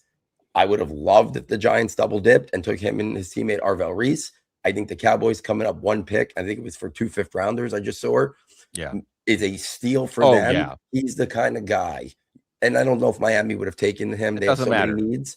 But for the Cowboys and what they need, he is the perfect guy to start to set a culture and a foundation on that defense, because he's a guy that's going to elevate all his teammates around him, in addition to what he just brings himself as a prospect. And with the gambling style they have in that secondary too. But, you know, this is a guy, they said, I forget who it was, like somebody that was interviewing for defensive coordinator, or no, I think it was like the position coaches in the interviews, said they felt like Caleb Downs was interviewing them.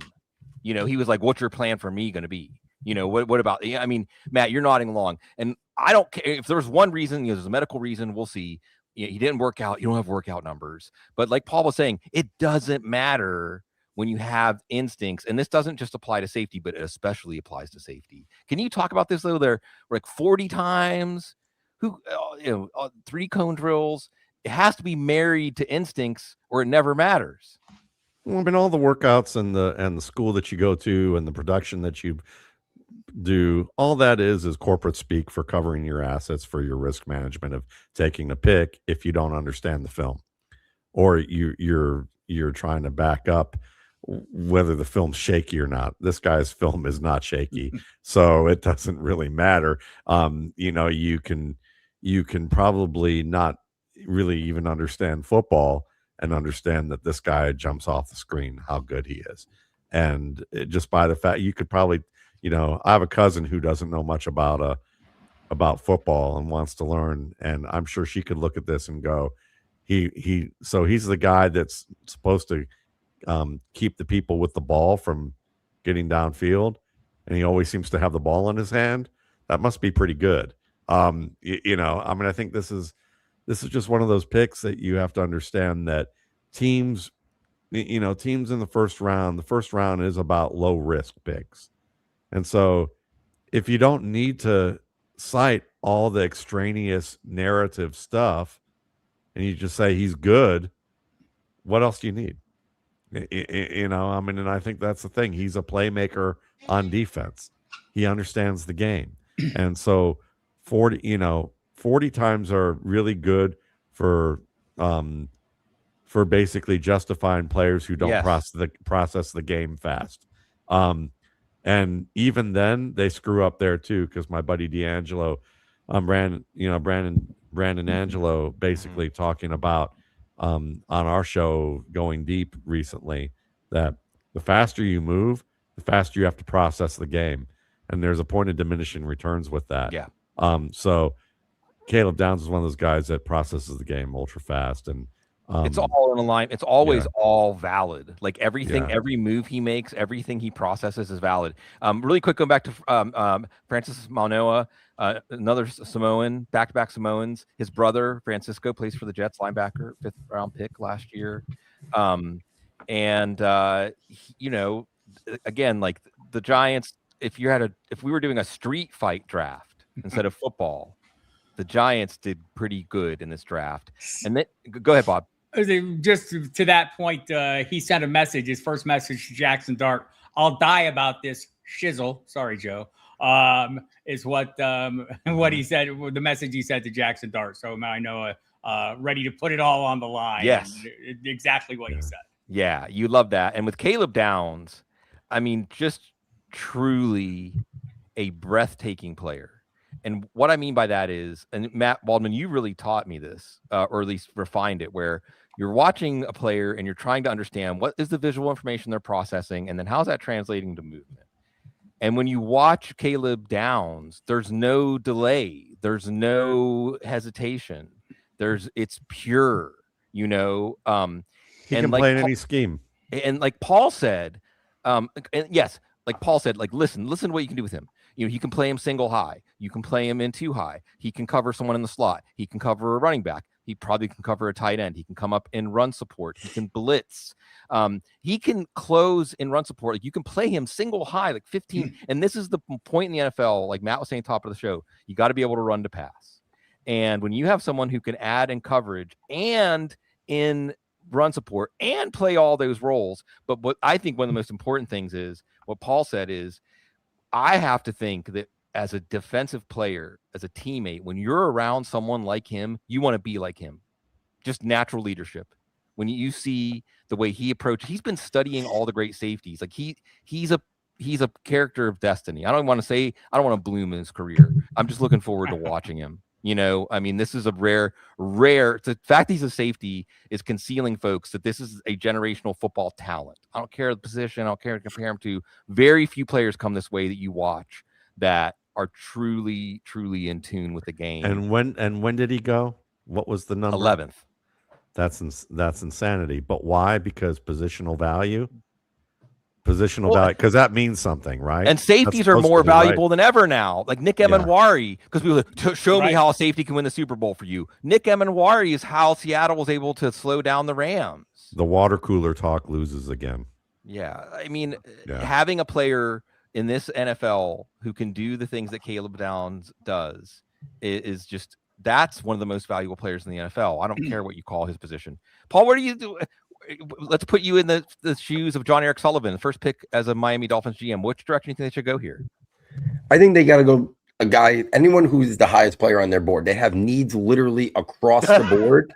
So like, I think I would probably build from the inside out, and I would look for an offensive lineman here. Whoever they have higher, I could see Kadyn Proctor, Monroe Freeling, who a lot of people think might have the most upside, pure upside of any tackle in this class. I'd be surprised if it was a guard, as much as I like Olaivavega Ioane.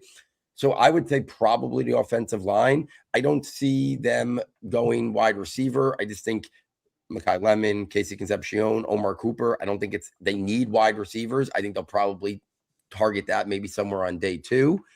So I think it could be that they were a little bit connected to Kenyon Sadiq. A move tight end seems like a weird move for a team that has this many holes.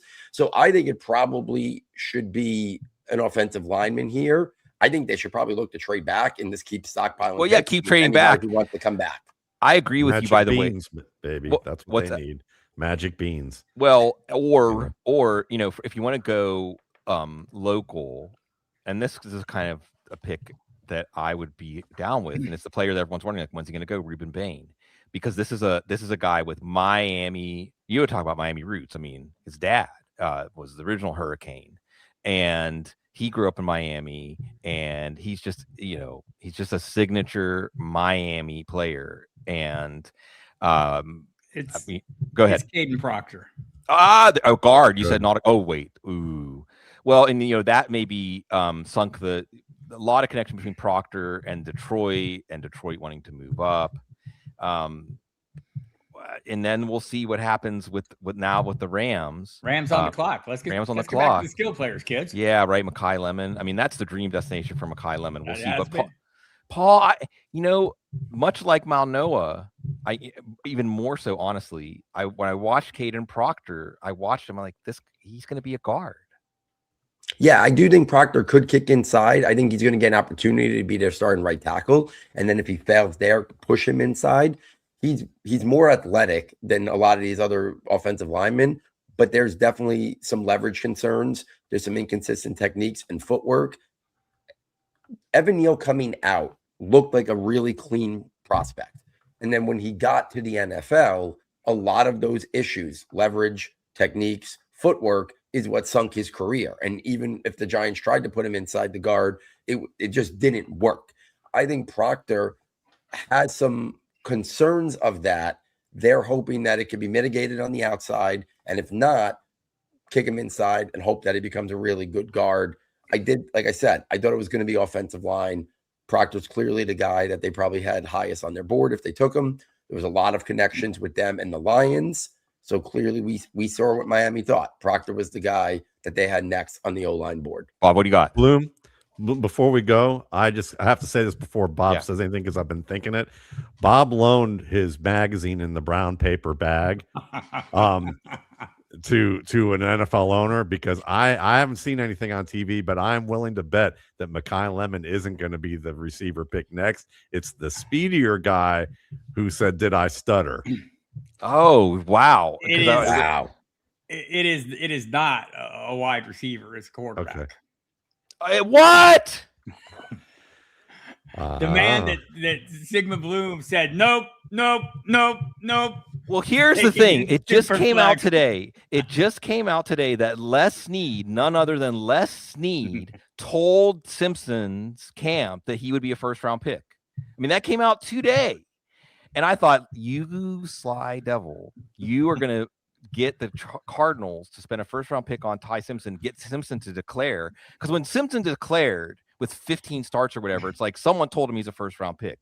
Well, who of a team, Matt Waldman, you would say, if you declare, we'll take you in the first round? What team would you? And the Falcons set this in motion, although maybe they could have gone at the end of the first round. Traded that pick for Trent McDuffie. I mean, I was out on Ty Simpson, Matt. I think I'm in. Well, I mean, long term, yeah, because he gets to sit behind Stafford for a year with coach, Garoppolo maybe hanging around there too. And I mean, so I think that it gives them a little bit of time to develop him. And I think that's worthwhile, because if he had to play right away, it's the only first round pick destination where they would handle him logically. That's right, because he's a thermometer player at this stage. You know, he needs a strong team around him for him to perform well. You're going to give him that infrastructure so he doesn't have to think about anything other than his own game. And so this is the ideal spot for a player like Ty Simpson, and that does elevate his value long term for you as a, you know, Bob, a dynasty good pick, by the way. Good pick, Bob. Thank you. But by the way, if Garoppolo does indeed retire, you know, we're one Matthew Stafford hit away from seeing this, which I would like. I'm with Matt. I don't want to know. This is not for this year, hopefully, but I think, you know, landing in that offense with that coaching staff, there are worse fates you could meet, especially for a guy who doesn't have a lot of college starts. And he looks like Garoppolo and the rest of that coaching staff. So you know, they all fit in well. He's going to fit in. And, you know, I mean, for fantasy football, this is a pretty big deal, because what they're announcing is this is our replacement, is our heir to Matthew Stafford. Yes. But like I said, I thought and even in the, I forget who it was that said Snead was the one who told him. Jordan Schultz is reporting the league's worst kept secret was Ty Simpson was loved, all caps, in the Rams building. The question was whether or not LA would pull the trigger, and they did. Yeah. It's wild. I mean, that they would, I guess, you know, they know what they like. I'm just shocked, because the Jets could have moved ahead of them. The Cardinals could have moved down ahead of them if they really wanted him. The thing about him, and I think that's the hardest thing for people to understand, is that he's kind of a boom bust player for a team that needs someone to start right away, because of so few starts that he had, that he played well for a stretch. And then there's moments where he literally looked like Mark Sanchez butt fumble type of things when it came to bad play. And that's because it's about inexperience. And I think that what happens is, when defenses disguise things, they send creeper blitzes, they send you know, they're able to get pressure. His ability to manage the game, kind of like an Anthony Richardson or a young player of that ilk, the lack of experience causes them to compound mistakes. But if you know that you can give him more experience with veteran players around him, then you mitigate some of that. Yeah. And Paul, what do you think about this? Because, I mean, are the Rams, if the Rams are right, then the Cardinals or Jets should have like traded up ahead of them. Like, is this just with the Rams with this plan? Then we could maybe see the best case scenario. Let me add to that. Good. Paul, do you think that this precludes them from taking a quarterback next year? Well, I do think the Rams don't envision, I know they move around a lot, but they don't envision a scenario where they're probably even picking in the top 13 of NFL drafts too often. They have a great team. They're going to be a Super Bowl contender. So I think they probably look at it as getting ahead of the curve where next year, if they are in contention for the Super Bowl, if they had made the trade with the Falcons to have this pick, one, I think they probably look at it as a little bit of a luxury pick because that trade, got them this pick last year. They probably look at it as, we think we're going to be picking towards the back end of round 1 next year. Things change a lot. The rumors are it's going to be a great class. We'll see. And I think they probably have what they look for in a quarterback. And they look at Simpson. Now, I evaluate Simpson on a more generic scale, and I look at him as a second-round caliber quarterback prospect for a lot of the reasons that you were talking about already. I think they probably look at it as, we're going to get ahead of this a year early than a year late. Maybe Stafford has 1 year left. Maybe he has 2 years left. That's probably the most they think he's got left, or maybe he's hinted to them what his timeline might be. So I think it's them getting ready to hopefully just keep things moving along at a high level and get him in the building, get him to feel comfortable with the system and kind of coach him up and maybe fill in. But he's the kind of guy that needs to play. He doesn't have a lot of starts. Well, now he's going to sit behind Stafford for a year, 2 years, 3 years, I guess possible. I doubt it, but possible.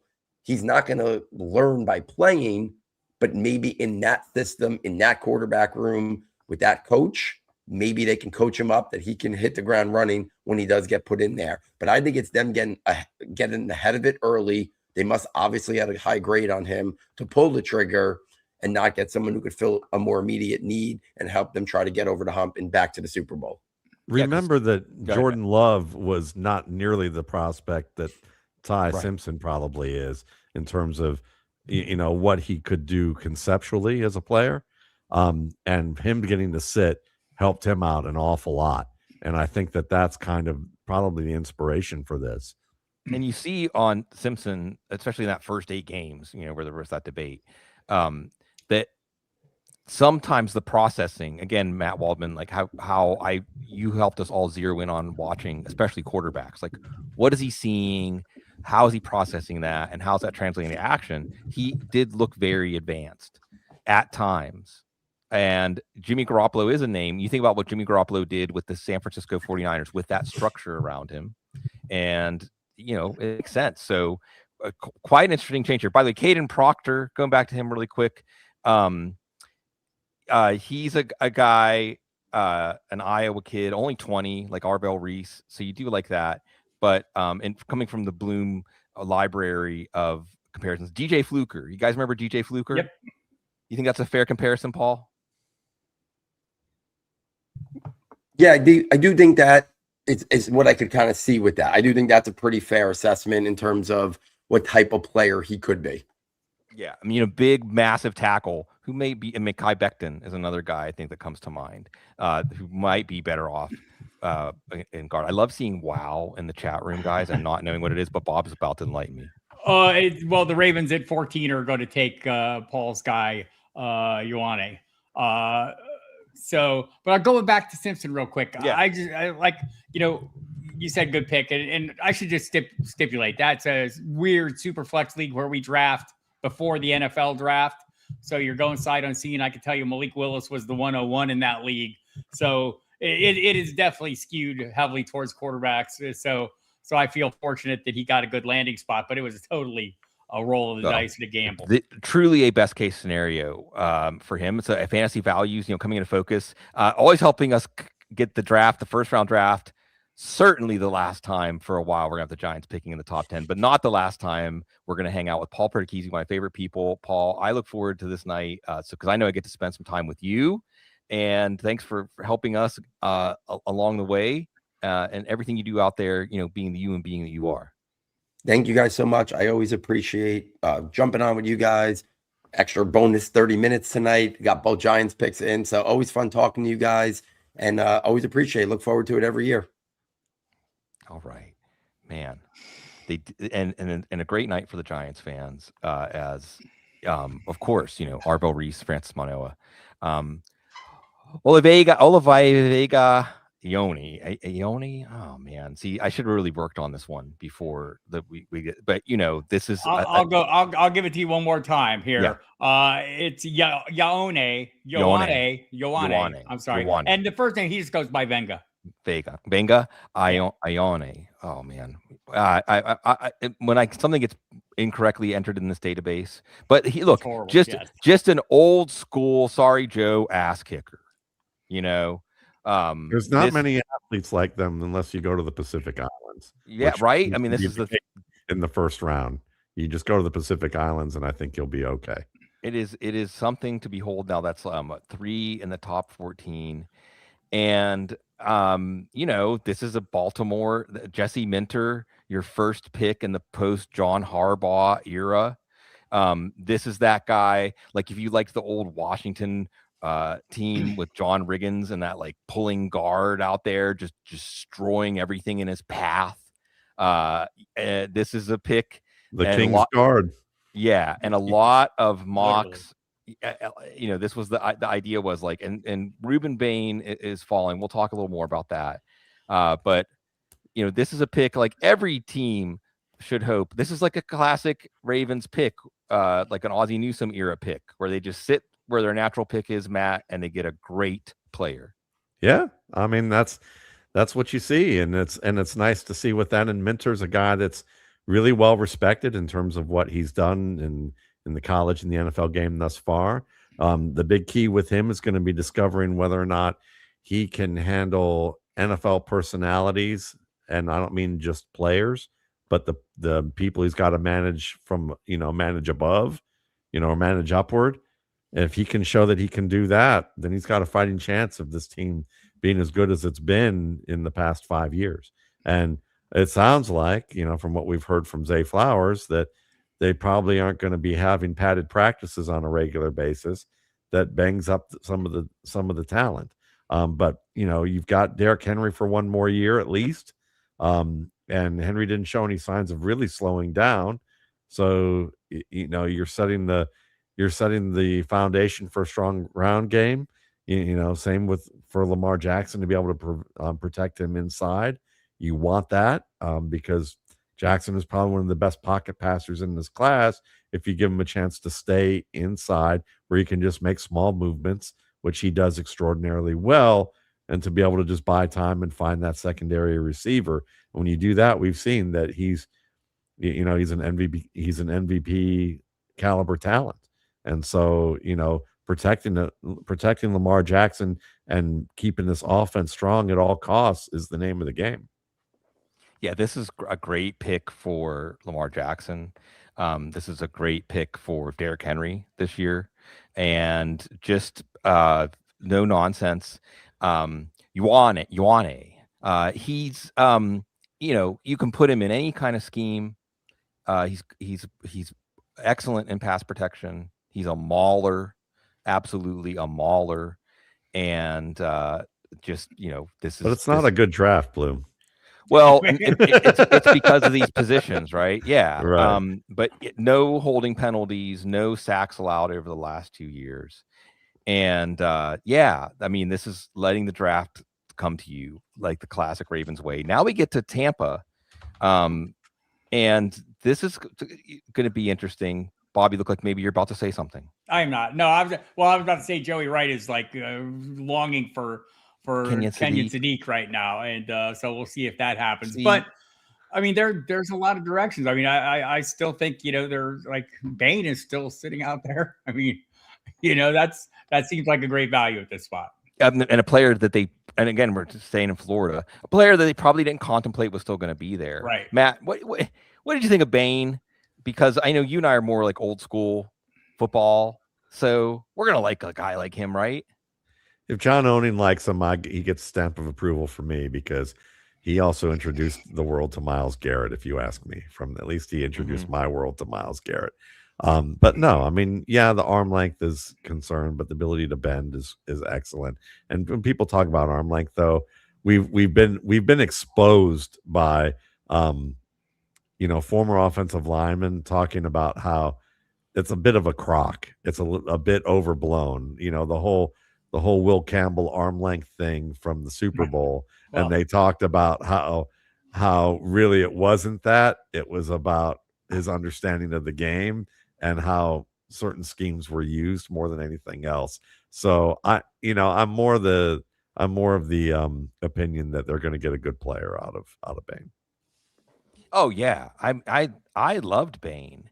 I think that Bain is a player. If you watch him, it tests your imagination in a way because it is Bain. That's awesome. That's awesome for Tampa, really, because the thing about a player like Bain is that David Bailey is the stylistic opposite in some ways. Bain is never going to win with first step quickness. Okay. He's never going to be a guy that does a little tap dance. I mean, his feet aren't bad for the kind of power player he is, but that's just not his game. Here's the game of someone like Rueben Bain. If he gets his hands on your chest, it's over. If you want to try to move him with his lower body, good luck. And he just has that edge. You know, Matt, when I watch Rueben Bain, I mean, he just feels like kind of like something out of a nightmare, you know, like he has this sort of like the paths. I compared him to an avalanche or a landslide, like the path that he takes to the quarterback sometimes. It's just like, it looks like he's inevitable. And I don't know how athletically that's going to translate. I just know that in the context of a football play, this dude knows how to take what he has to the table and make stuff happen. Go ahead. That's Bob. Go ahead, Matt. Yeah. The thing is this, is that defensive line is a position where you are creating the chain of events. And it's about knowing when to take chances and knowing how to counter what defenders are doing. It's a mental game. They love to have the high-end athletes and teach them those tools. But when you have the skills to really like create within your toolbox, it doesn't matter. The Jets, with the 16th pick, have selected Kenyon Sadiq. Oh, good. I wasn't going to take him in any of my drafts anyway. So same. That makes it a lot easier. Let's talk about Bain really quickly. Again, Miami legend, Hurricane Bain Jr. His dad played offensive line at Morris Brown. His older brother was an all-conference lineman, and his grandfather played quarterback again. His uncle was a defensive back at Miami and won a national championship. He was born 3 weeks premature. By the way, Jeremiyah Love's comic book begins with him being born prematurely, 3 pounds 9 ounces, and staying in the hospital for 9 days. And Bain played at the same high school as Willis McGahee, Dalvin Cook, and James Cook. And he's just a guy. I want to say like temperament. You want your defense to have the temperament that this guy plays with. So enjoy that. Kenyon Sadiq from the new football hotbed of Idaho. Matt, you and I talked about Sadiq, and again, maybe him landing with the Jets is going to save some people from him, or maybe we're wrong, but I kind of watched him and I was like, where's the beef? He's, listen, he's a tall, he's a fast receiver who sometimes makes really strong catches, but also seems to get lost in the mix in terms of his mental processing of route running, to the point that he doesn't play nearly as fast as he should in certain moments of the game. I'm just puzzled because the player they drafted last year at tight end is way better overall as a tight end than Kenyon Sadiq. He is way better as a blocker, as a pass catcher, as a route runner. Sadiq is faster. That's basically it. He's a combine poster boy. And 3 after the 4. We gotta love that. So are we that, Matt? Yeah. So are we looking at this as this is going to be a 12 personnel set? Are we looking at this as they're going to make him a receiver? And make him more of a receiver, a big receiver, rather than actually a tight end, because he's got moments as a blocker in certain respects, but he's not. You wouldn't draft him as a blocker, and I wouldn't draft him as a wide receiver. He's Jonnu Smith. Are we looking at, though, like a world where people see the use of Harold Fano Jr. and think we need that kind of chess piece in our offense? Sure. I think if you're, but you need to put your glasses on and see that he doesn't run after the catch like Fanon. He doesn't have Fanon's football instincts. Well, I mean, Jets. Well, again, everybody had him in this range of the first round of their mocks. Though His, I didn't understand. I mean, sometimes legitimately, I'll watch play and be like, I don't understand. I watch Brian Baldinger, who, you know, whatever you think of him, you know, he like of all the people out there I heard talk about him, he had the most glowing reviews, and he thinks it's you've got a locked in Vernon Davis. Right. And like I'm with you, Sig. I don't see it, but there are people who see it, and I don't know how widely that's shared in the league, but it's clearly shared with the Jets. I think I love Brian Baldinger, but I think in this particular case, Octopus Ink clouded his eyes from his viewpoint in the Pacific Ocean while he's on vacation and casually doing draft analysis. Yeah, that or an anemone got in there. I don't know, but like that is. If he's Vernon Davis, then, you know, Adam Harstead is Ronald Coleman, the bodybuilder. Okay. Well, I mean, it's just, no. Look, he's, and here's the thing. Okay. When you watch him, he does not play up to his play speed. This is like the opposite of Caleb Downs, right? Where it's like, you can time whatever, but when you watch him, the only time you see him even remotely look like a fast, not one of the fastest tight ends in the NFL. Like he's like Theo Johnson at least looks like a guy that like is one of the fastest tight ends in the NFL. But Sadiq is not, he's not flexible, he's not sudden, he's not really coordinated. If there is a prime example of supporting that Woody Johnson's grandkids are using Madden scores and college football scores to basically write what the scouting department is doing, this is that pick. Because I'm sorry, you know, listen. Should this have been Makai Lemon? Well, yeah. I mean, it's easily. Yes. I mean, Makai Lemon is. See, I'd even settle for KC Concepcion if you're going to go that route, you know. But yeah, Makai Lemon for sure. But Sadiq, I mean, again, could he put it together and figure it out? Sure. I mean, I don't have him as like 10th on Matt, my board or even anything. Even if he puts it together with the kind of athleticism he has, it's still going to be a very narrow way. Like you can't do a lot with him. This is one of those picks where the head and the backside are not you know, basically aligned. The horse is two different people. Yes, because you have, again, Mason Taylor, probably one of the top 3 tight ends on the board last year overall, a fantastic player. And now, and you have Brandon Allen and Breece Hall, and you want to have a power running game. And where are you going to put Sadiq in that? You've got, you know, are you taking Mason Taylor off the field? Are you taking who's the Ohio State tight end that they got a few years ago? Yeah, you're going to take Ruckert off the field who can block? And are you playing 12 personnel, or are you going to play 13 and you're going to just play into the strengths of all NFL defenses right now? Yeah. I just think it's probably the worst pick we've seen in the first. I'm not here for this Brick Johnson slander, Matt. I'm not going to take it. I think he deserves better. His Madden skills are fantastic, and we should all acknowledge. Well, we should acknowledge it's fantastic, and Jeffrey Baratheon can go sit his ass down. You know. Yeah, the NFL. It's funny how that storyline enters the NFL. Like I say, sometimes it's a board game for billionaires. But you know, maybe we'll be wrong about Sadiq. But maybe. I'm just surprised because I would have figured with like the RFID chips in the pads, like they would see like he does not actually run like a 4-3 whatever guy. Well, if you listen to the Jordan Rodriguez story, which was exceptionally well reported and written, they probably aggregated speed.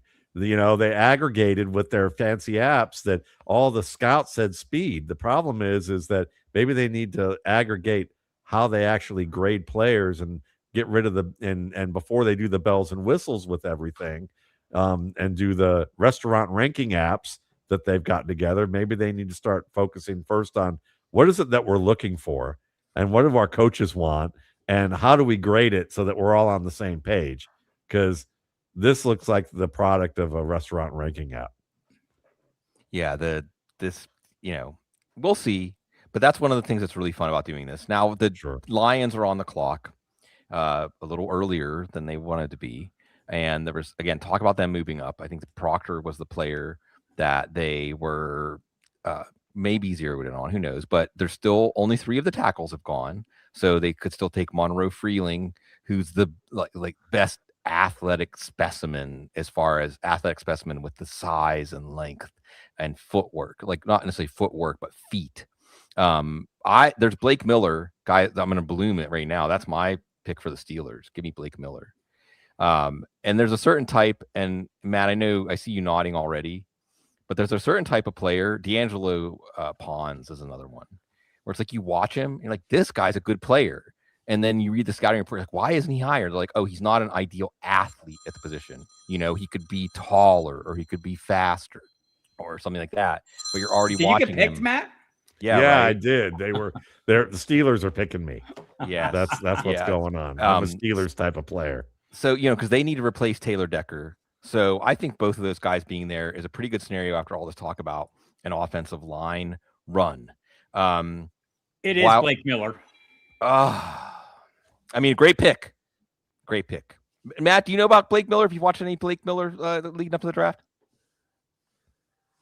No, I haven't really. You nodded along. I just nodded along that, from what I've heard, that seems like a Steelers type of player, and or a Lions type of player. And I think what watching Blake Miller is, he's got the size, he's got the strength, the recovery. This is one of the things I love the way that again, Dane Brugler brought up losing slowly. Or the recovery, like you're gonna get beat. Like when you're watching offensive linemen in college, how do they play when they're initially beat? When they're initially beat by power, when they're initially beat by speed, when they're initially beat by somebody's getting a hand in their chest and pushing them back. And you want to see the recovery. And Blake Miller looked excellent in that category, which I think is going to be really important in the NFL when you're playing against, we'll see about Jonathan Greenard and Montez Sweat and Micah Parsons. And he's not the most flexible. He's not the most athletically He's a gifted, wrestler. But yeah, thank you, Bob. Go ahead. Go more of that, please. Well, I think, he's got good hands, can, grab onto defenders, has that wrestling ability. So I was kind of intrigued by this because it just didn't seem like he was a super high profile guy. I'm looking at Daniel Jeremiah's list, and he's his 20th ranked player. So it's not like he's nothing. So big physical guy, seems like he'll bite a kneecap or two. And that maybe is the key factor here, is he fits what Dan Campbell wants his team to be. And like you said, state champion wrestler. Matt, what do you think when you hear that? An offensive lineman who's a state champion wrestler? Someone who understands leverage. Right. Someone who's tough, someone who has balance, someone who has very functional athletic ability. Wrestlers are the most badass people on the planet, pretty much, when it comes to amateur wrestlers. And so you're looking at someone that can do a bunch of things for you. Wrestling translates to pretty much any sport at a high level. Speed, quickness, aggression, all the things you need. And by the way, the Vikings have made the Vikings, we know their pick as well, Florida defensive tackle Caleb Banks. They go with Banks. Okay, this is fascinating because, well, first of all, a lot of people had them taking Thieneman, who is a very good safety. We're going to see Thieneman go off the board soon. Very good safety in his own right. In a draft without Caleb Downs, I think you would have heard a lot more about him. But Banks is a planet theory. George Young, right? There's only a certain number of guys on the planet that are massive and can move. Caleb Banks is one of those guys. Is this a pick like Matt, Kevin Williams, maybe a reminiscent of that kind of player for the Vikings? Well, they're thinking ahead because, teams are, and they're in a division where everybody wants to ram it down their throat. I mean, you got Ben Johnson, and it's kind of one of those situations where, Ben Johnson with his running game, you've got what the Packers are doing with Josh Jacobs. You're the Lions, and we know what they like to do. This is about holding up in your division and not getting slaughtered. And they're going to need someone to be able to stop the run pretty well from when it comes to that standpoint, because Kyler Murray is most likely to get them in a lot of 3 and outs with the way he plays football. And that, they're going to probably need to hold up that, be able to stop the run before getting run off the field. So this is an important pick. Yeah, I think when you look at like the defensive guys, that's, kind of, since yes, I play in plenty of IDP leagues, but also I want to see, what they're going to do to the opposing offenses. And you look at guys like, we see Delane go. And I mean, you think about what offense is he going to face? The Denver offense, where they just added Jalen Waddle. He's going to face the Chargers offense, where they just added Mike McDaniel. And they've got a great quarterback and a stock of players. You look at Washington, the run stopper in the middle makes sense going against some of the teams there. So yeah, I think whenever we think about the defenders, we're kind of thinking, what is that going to mean for the offenses they're going up against as fantasy investors? Are there players we have to worry about? And I think for the most part, there's no one here we have to worry about, but we should pay attention. You're on mute, my man. It's because I was eating. I didn't want to chomp in everyone's ear. And y'all are framing this exactly right, where one of the old draft wisdoms, or the teams draft to win their division. So love it or not, because the Detroit Lions actually wanted to get this format changed with the seeding, right? I think it was the Lions. The idea that, 8 and 9 teams shouldn't have a home playoff game, but you draft to win your division, because if you're the best of those 4 teams, then you're going to win your division. So good teams, at least, I think you're looking at it through that lens. And with Caleb Banks, by the way, he went to high school in Detroit, went to the same high school as Gabe Watson, another dancing bear.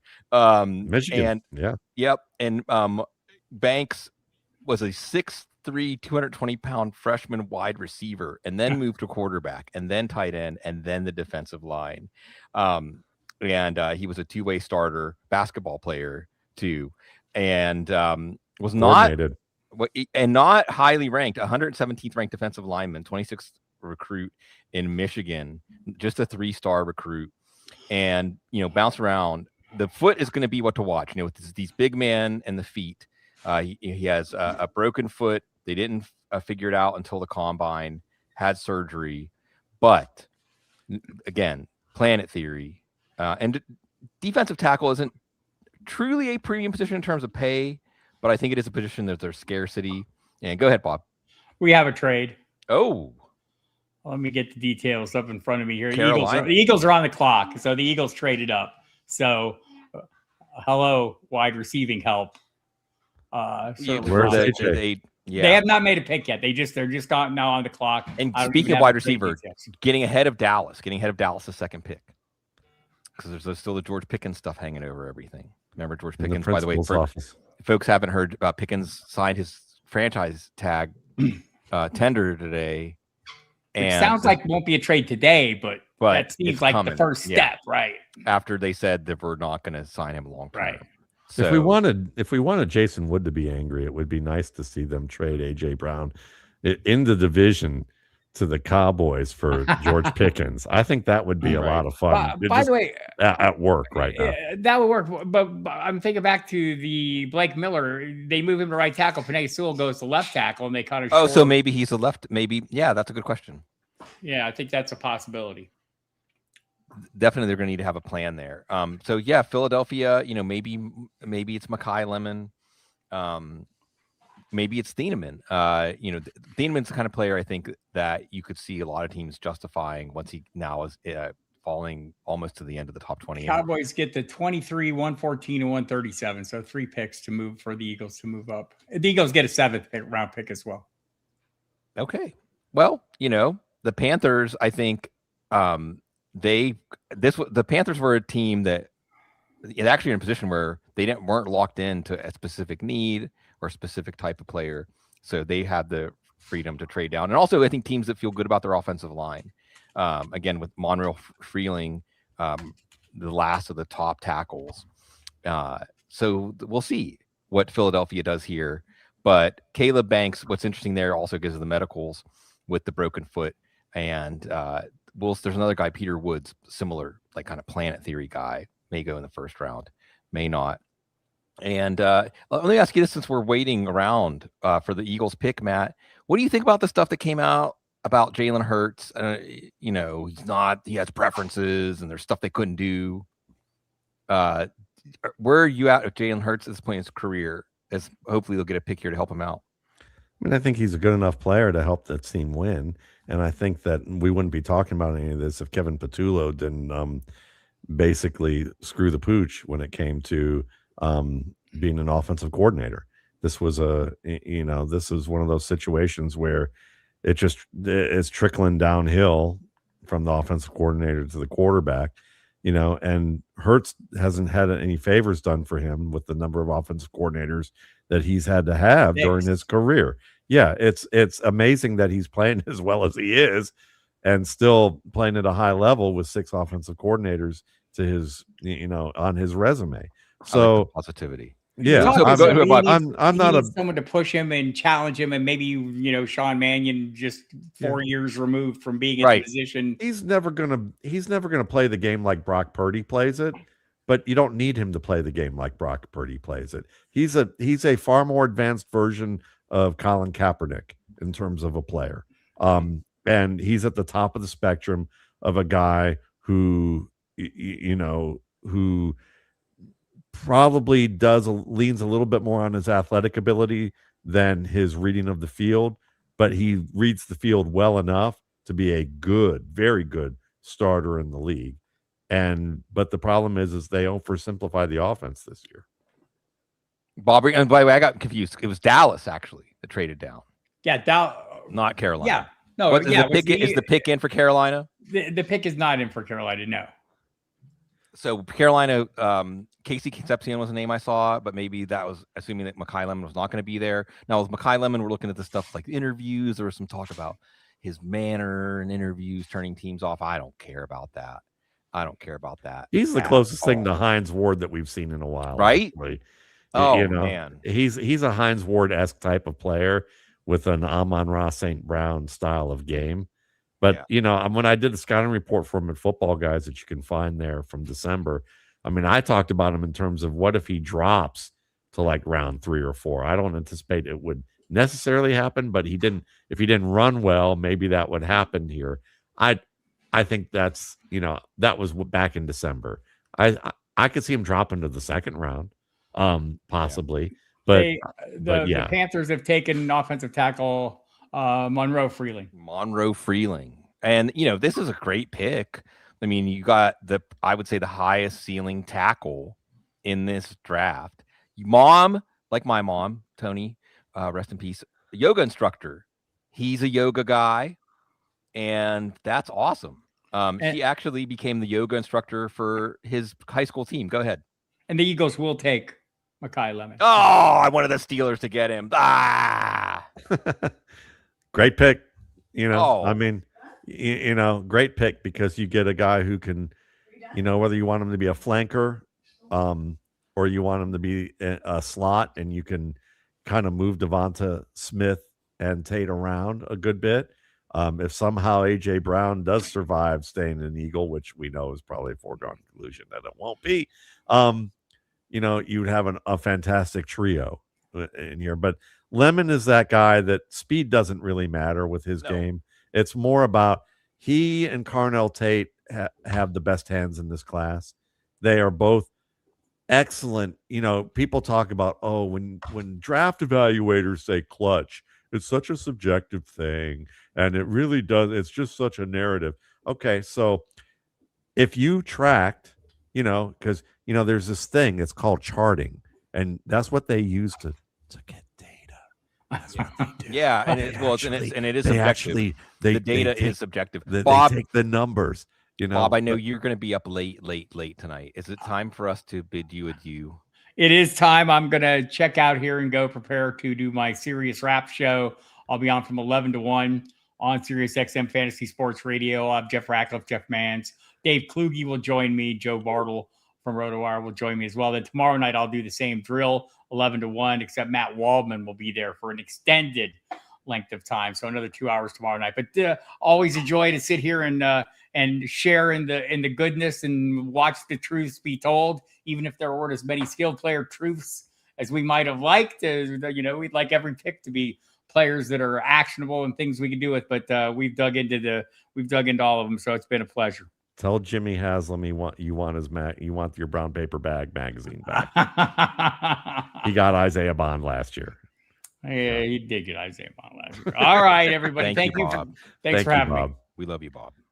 But yeah, when we talk about tracking things, if you were to track how many 3rd and long, 4th and short, 4th and long, high leverage, time running out, down by a certain number of scores in the red zone type of plays where they targeted Makai Lemon and he converted them, you could define what clutch is. And he did that as well or better than any receiver in this draft class. He is good after the catch. While I think he's best in the slot, he's what people thought John Mechie was supposed to be, but wasn't. He's a lot what like Amon-Ra St. Brown is, but I think more physical at the catch point. He is a modern day Hines Ward. I think that if I were to redo my comparison, I would have put Hines Ward in there. You're on mute again. I'm doing that in honor of Dr. Gene. We love you, John. And I hopefully we have Matt Batanti joining us, taking it home here. And even when you bring up somebody like Hines Ward, as I've got the jersey on, he might be a little more explosive, a little swifter than him. I'm not saying this as like stylistically, but as far as, because the thing about Makai Lemon that I think is going to throw people off is he has a running back's frame. He looks like his dad was a running back at UNLV. Right. His uncle's Chet Lemon, the Detroit Tigers great. But a player that I think of when I watch him, Matt, is Steve Smith, like that Steve Smith, because he just has that dog. I mean, he plays this game like there's a couple of things. One is for wide receivers, I want you to play fast but under control. And Makai Lemon, when you watch him, like he's playing as fast as he possibly could be playing, but still it's completely intentional about what he's doing. As opposed to Jordyn Tyson, where he'll wow you sometimes, but then do stuff that you're like, but that's you're mashing the buttons. You're not doing everything with a specific purpose or intent in mind. And Makai Lemon, and there's a term that Cecil and I learned way back in the day, Matt, foot frequency, and that's how his stride is so short and swift that it gives him, even though he's a running back and he's kind of a linear athlete, and as far as his body type. It doesn't matter, even if he doesn't have like amazing feet and ankle flexion and stuff like that. Because of his foot frequency, it helps him create separation in his routes because he doesn't slow down through his breaks. And he's just plays with such, it's like watching Arvell Reese or something where there's this, or Rueben Bain, there's just this incredible intensity to the way he plays, and you just don't see that in wide receivers. Well, style of play is very important because what happens is that all the combine maniacs in football land basically think that the combine is the filter in which players must play like, and that these drills are basically a one size fits all type of drill for size. But I've talked a lot about Dalvin Cook and how he didn't really fit some of the drills in terms of his playing style. So when the drills weren't great at the combine in terms of his performance, people jumped off that bandwagon. Well, the way you described Makai Lemon, that's not how a lot of receivers play. But it doesn't matter, because what matters most is, do you see the information before everybody else? Do you respond to the information before everybody else? Do you, as you said, do you play under control? Do you play physically? And can you handle physicality? And I'd say that he doesn't play physically the way Hines Ward played physically, but he handles physicality the way Hines Ward could handle physicality. And so, that's where his value really goes up. And I think it's fascinating with the Eagles, because if the Eagles can go back to being a 12 personnel team, Lemon may not have the level of value that you'd see of him in the slot all the time, but I think that they'll move back and forth between 11 and 12 for a while. And, I still think that Lemon could wind up being a good wide receiver too in the league, a very strong one. Overall, if they get this offense figured out. If they don't, there's a little bit of a boom bust element to him that I don't think people expect, only because the Eagles might undermine themselves with the fact that they screwed up probably one of the most dangerous. I mean, the fact that Kevin Patullo took the offense that he had heading in from 2024 into 2025 and made it as bad as he did, and the Eagles were, he managed to make that offense look bad. I don't know, and that it's a feat in itself, actually, in a certain way.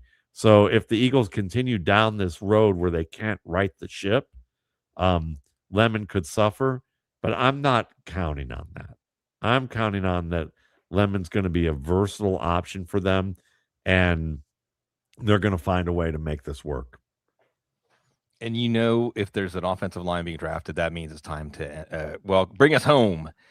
Closer, the OG draft addy, and we've been doing this. Also, Division III offensive linemen, also. So we're going to talk about some of the offensive linemen. But we need to hear about his Jets take on Kenyon Sadiq and Mason Taylor. Like, what do you think they're doing there, Matt? Because we're kind of critical of Sadiq, and we thought Taylor was a way better prospect overall. But how does he fit into the Jets' offensive plans? Best I can tell, I think they're going to use him as a big red zone target and almost more of a wide receiver than a tight end. I know that the Jets coaching staff prioritizes the bigger wide receivers. They inherited Garrett Wilson. They were looking for someone to balance that out. Obviously, they passed on Lemon for that sort of reason. They don't really want another 5'11" guy. They want somebody who's got a wide catch radius. I like his skills. I like his abilities in terms of his measurables. What are they doing on offense is like a bigger question than we have an hour to talk about. Gotcha. Okay. Well, fair enough. Okay. Steelers, let's be in the moment, and then I want to start by reviewing the offensive line. But Steelers get Max Iheanachor, and I wish I knew who the Steelers offensive. James Campen. I like that, actually. They got James Campen, and they got I can't remember who they got from. I think the Texans staff. They got a assistant. So they've got some good offensive line coaches, because Matt Batanti, Mr. Draft Daddy, he's the guy that needs to be coached up. Out of all these tackles that went in the first round, he's got to be coached up.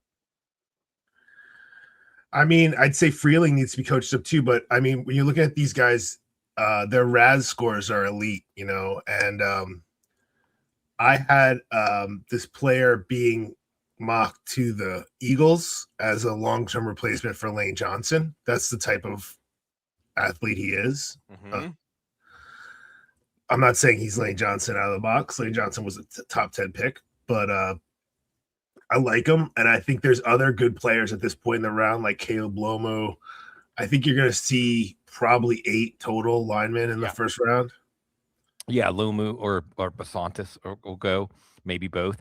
But the thing about and the reason I can be okay with this pick, although Broderick Jones was also a high ceiling guy athletically, is that Iheanachor did not play basketball. I mean, did not play football until after high school. After he graduated from high school, and he wanted to be a basketball player, and found out, he said God used his AAU coach who recommended him, hey, why don't you try football? So, you know, that was it. I mean, he's so new to the game.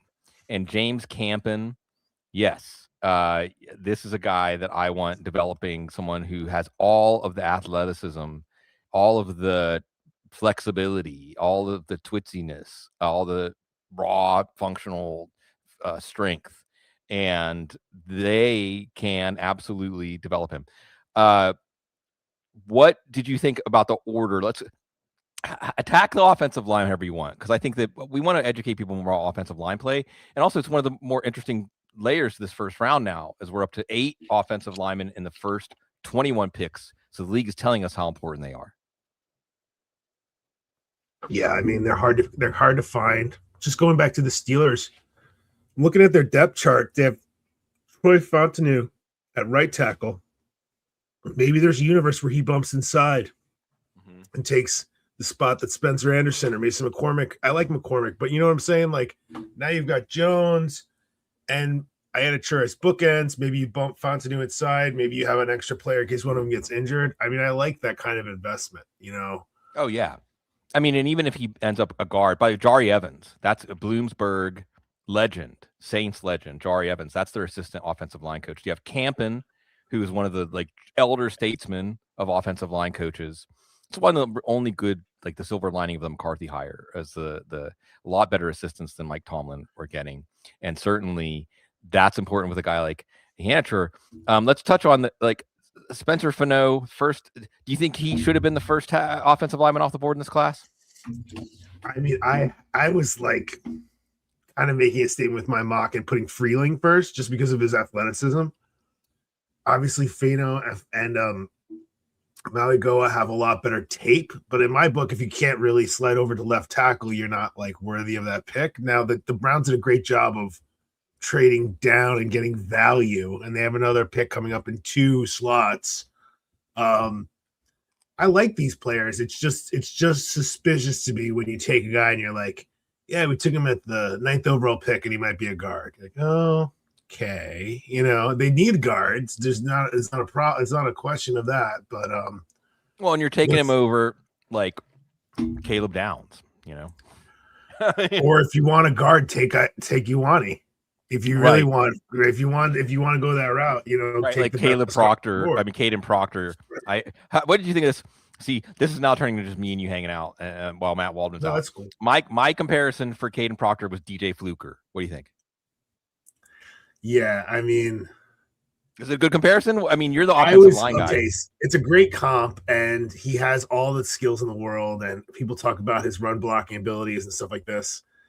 I always thought it was funny. And Ty Simpson went 13, and a lot of the Ty Simpson reasoning was, you know, they just didn't have that good of an offensive line in Alabama this year, except for the guy that's going 12. You know, like what are you talking about? You know, like most teams don't have an All-American left tackle going 12, and then their fans saying, the offensive line wasn't good. You know, like. That's always struck me as, and I kind of feel like Proctor's more like a 22 pick than a 12 pick, but that's like at this point, you know, you take who you want. He certainly was a type of player that was hot. The league was higher on than the internet and probably the fans, because I think that you got a point there. You know, that body type doesn't have a lot of longevity. Well, you know, I mean, sometimes is he 350? What is he? And I don't want to sound too simplistic. And again, you're much more skilled and experienced I am at watching offensive linemen. But when I watched Proctor within 5-10 plays, I'm like, he's a guard. Like that guy's a guard. I mean, just like the Chargers drafted DJ Fluker number 11, they tried to make him a tackle, and Mekhi Becton was the other guy that brought to mind. Just like huge and athletic does not a left tackle make. Huge and athletic and experienced Akheem Mesidor, the other guy for that Miami defensive line, Chargers. And, you know, this is a pick that they trade for Odafe Oweh mid-season and give up a 5th-round pick. Oweh gets $100 million from Washington. Now the Chargers, Joe Hortz, they're going to get a comp 3rd. And they get a guy in Mesidor that I know there's some medical questions about him. He's one of the big medical question guys.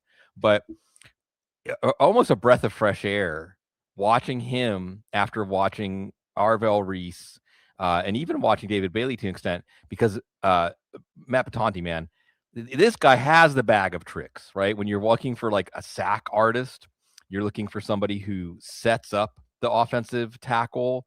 By the way, he's from Canada. His dad's Haitian, speaks some French, and he has 2 French bulldogs. And he, you know, he's just really skilled. I know he's older, but he's skilled. And if you're older, like these 24, 25-year-old prospects, it doesn't bother me if you actually kept getting better and you look like a 24 or 25. Like, you know, there's this whole thing like, oh, he looks like a 24-year-old against college players. That's fine. If he actually looks like, well, it's an advantage because he has more experience. What do you have any thoughts about Mesidor going to the Chargers here, Mr. Patonti? Yes, I love the PR on this player. He's a seasoned rookie. He's lightly seasoned. That's what I heard. And we are getting to the point in the round where you're getting into playoff teams or near playoff teams that need immediate impact. They're not looking for a guy to develop 4 years from now or whatever, you know. That being said, it reminds me a little bit of the Jermaine Johnson pick in the sense of you get what you get, but if he gets hurt, he doesn't have as much cushion to come back and rehab and still be 24 or whatever, you know? So that's like the downside of this pick. But yeah, like his pass rush arsenal is complete. Like he's got he's like a pitcher with 5 pitches. Exactly. You know? He's got change up, he's got split fingers, he's got everything you need. And he is a little older, but I think when you're getting to this point in the round, that makes sense for some of these teams. They're ready to go. And I love the pitcher with 5 pitches. And I think that the other thing that I see from him, and this is important at wide receiver too, his hands and his feet working together, hands and feet working in concert. And not everybody can do that. And it's kind of those things that if you haven't shown the ability to do it yet, it's not easy to attain that level of mastery. And like you said, this is a player that can, as a pass rusher, like a situational pass rusher. And that's exactly why, other than the medical stuff, which you mentioned, why he fell. He's athletically probably topped out. He's not a plus athlete by NFL edge standards. But as far as he know how to get after the quarterback, you know, does he have the bag of tricks? Does he have a good enough first step, a good enough punch, good enough ability to get redirected, good enough awareness? You know, that's one of the things that's really underrated too, is this ball awareness. He's got all that stuff. The Cowboys on the clock again here. And while we're away, I want to touch on we saw Mauigoa go to the Giants, Matt Patonti. You know, my thoughts on the Giants picks were, if we were drafting for a street fight, the Giants' first 2 picks, excellent. What did you think about Mauigoa going to the Giants with their 2nd pick at 10? Yeah, I mean, I think that was a bit of a surprise, but you'd hear it from Giants fans. We have Jermaine Eluemunor. It's like, who and why? Why is that a reason to not draft a player at 10? You know, like, so yeah, he's a bully. I like that player. I think he has somewhat medical concerns with his back and also can't necessarily play left tackle, which isn't a problem for them because they have Andrew Thomas. Man, if they could get another bookend on the other side of Thomas, this actually could be a very good line. You know, Thomas is just doing his thing like Joe Thomas, just like by himself, like, you know, and he's underrated and underappreciated because of the other 4 guys are so terrible. And the line ranks 23rd or something. Yeah, a good transition player. Transition to the Cowboys getting their pick. Here's your Micah Parsons replacement, Malachi Lawrence, out of UCF. A lot of buzz pushing him up. Not a player who was seen as a first rounder at the beginning of the process, and almost everybody had him in the first round by the end of the process. Dallas, like you said, picked up a couple extra picks. And, you know, he's got the dip and bend. He's better as a stand-up rusher. He's another one as a pass rusher with his hands and his feet working together, setting up his moves. He's got length. As a freshman in high school, he was a 5'7" running back. So that's interesting to think about how he becomes like a 6'4", 240, 250 guy. And again, the motor's there, the awareness is there. Just a high floor player, maybe not a true power end, obviously not, you know, like the crazy high ceiling, but compared to Mesidor, a higher ceiling, you know, 2 years younger, and a player. Who do they have last year? Also, Matt Batanti, Iheanachor, right? He looks like a hit, kind of a similar player to Iheanachor. This Lawrence player is the opposite of Mesidor. He's like all like hype, and he came out of nowhere, and he's young and he's fast. And you're talking about Mesidor professionalism. Now you're into this bumper crop of edge rushers that are going to come up in the end of round one. There's at least 5 guys like Lawrence that we could hear their names coming up pretty soon. And I don't have the trade details here, but looking at it, I mean, just like the Cowboys traded up 1 spot to get Caleb Downs. They traded down 3 spots to get Lawrence. Like, you got to give the devil his due. I feel like Jerry Jones is doing a pretty good job controlling this round for at least his team, you know? Yeah, I think they got their top 2 guys. I mean, I think they got the guys they intended to get with 12 and 20.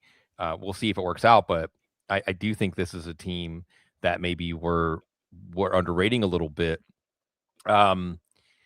Matt, now that you're back, refreshed, you know, we've seen the line, really a lot of line going off the board now. 6 out of the last 7 picks, only Makai Lemon, not a trench player, as we're coming up here on Cleveland, who got their trench player, and then their pick is in as we await the pick. Since it is your Cleveland Browns, Matt Waldman. Not my Cleveland Browns. No, well, once your Cleveland Browns. You wrote the definitive piece when you brought up Han and Korea. Look it up, folks. If they called you up, if that's what the break was for, they called you up, Andrew Berry said, Matt, you are the smartest Browns fan about football that we've ever watched, with Bob Harris talking like drunken sailors. Who should they pick? Someone to fire them. But let's see. that's what that should happen. But I mean, seriously, someone says you're gonna like the pick. Let's see. Let's see what it is. I mean, I honestly think it's probably gonna be a wide receiver. And which wide receiver would you want it to be? Oh, it's probably gonna be KC Concepcion. Ding, ding, ding, ding, ding. Yeah. Tell him what he's won. He's won his once Browns. Yeah. So what they're getting is a player who they can use in the slot. He can eventually become a solid flanker.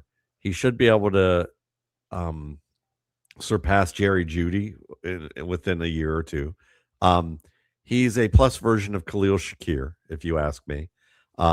Or if you Matt Batante will remember this guy, Steve Smith II, the USC version of him, for fantastic player who his knee injuries basically did away with his career.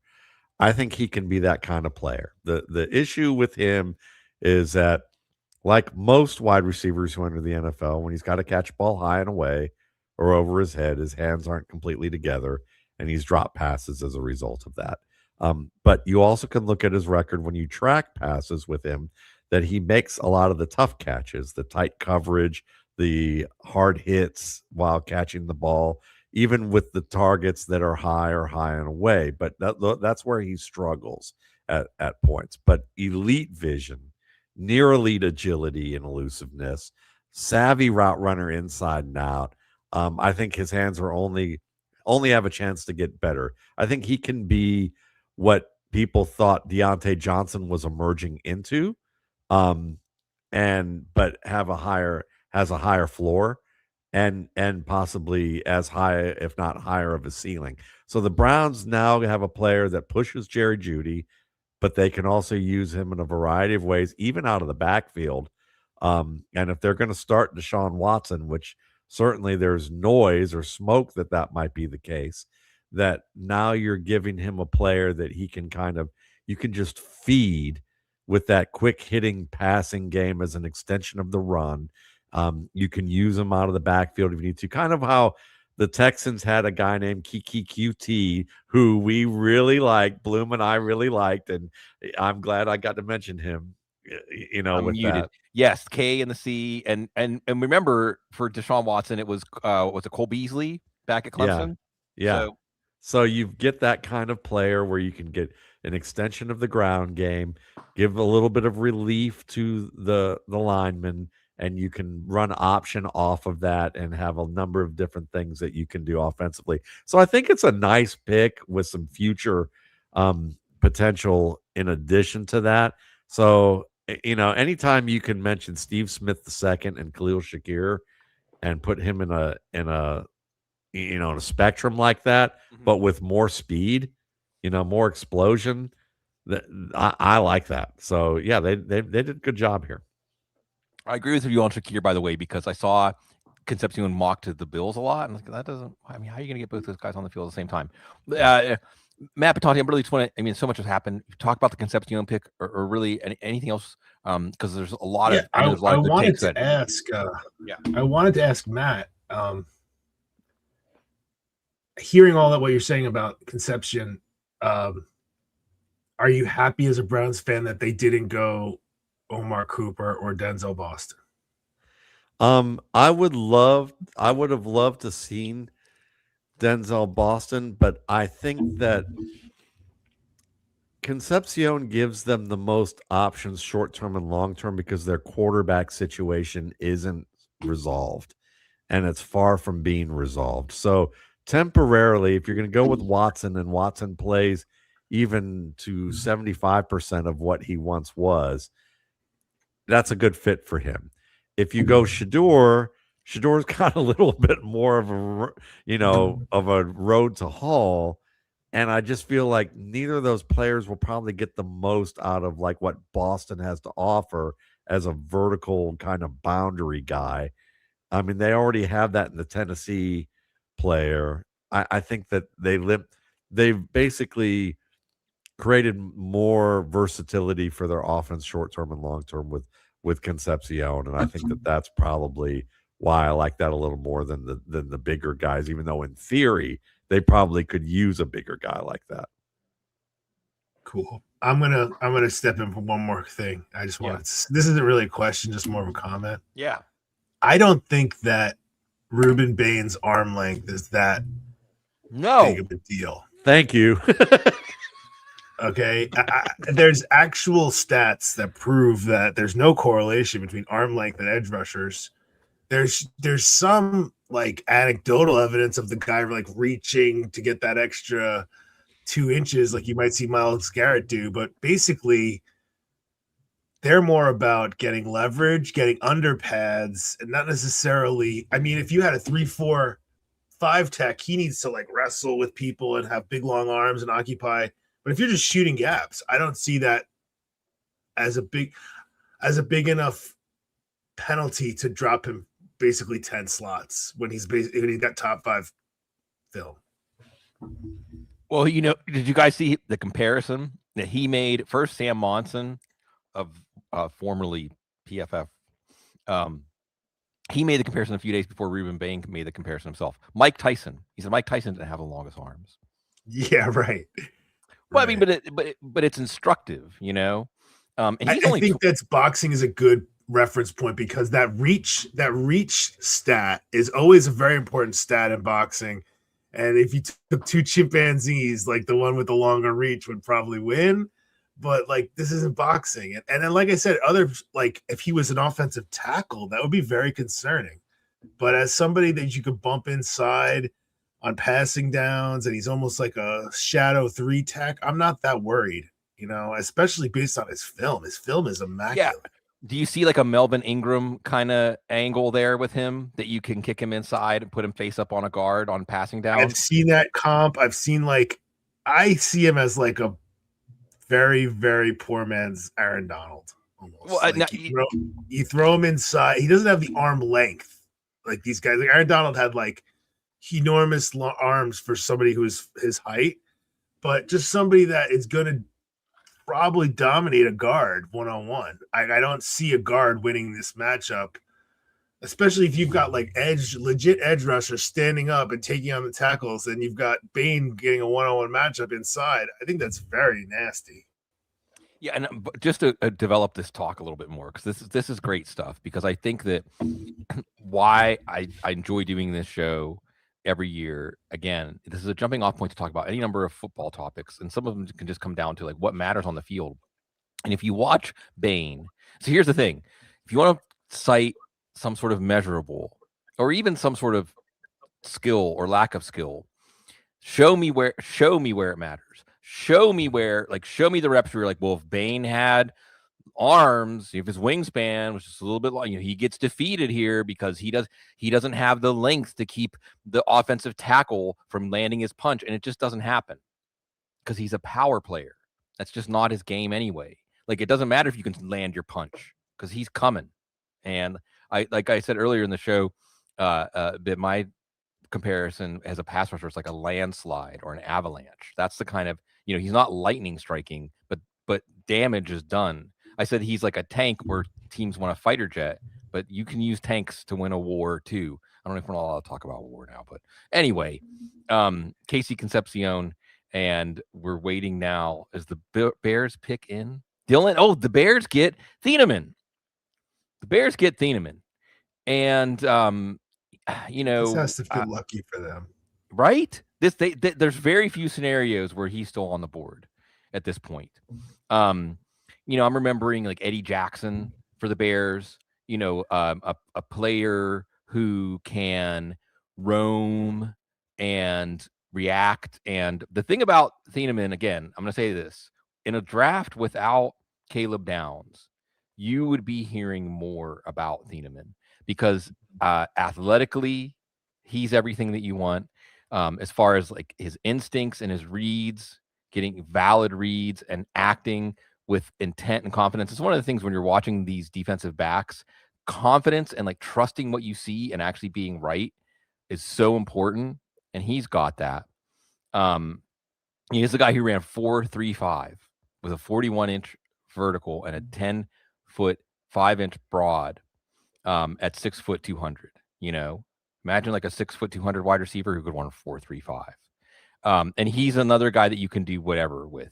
You can put him in the middle. He can be a nickel back. I think he can cover man on man. Again, like great recognition. This is a great pick for the Bears. And Matt, I mean, do you think that the other teams that passed on him are going to look back and say, like, how did we let him fall to the Bears? But Tonti, sorry. I think when you look at the Bears depth chart, they don't have a lot of holes. Okay. And if you look at other teams like my Jets, they have so many holes and they could have gone in so many different positions.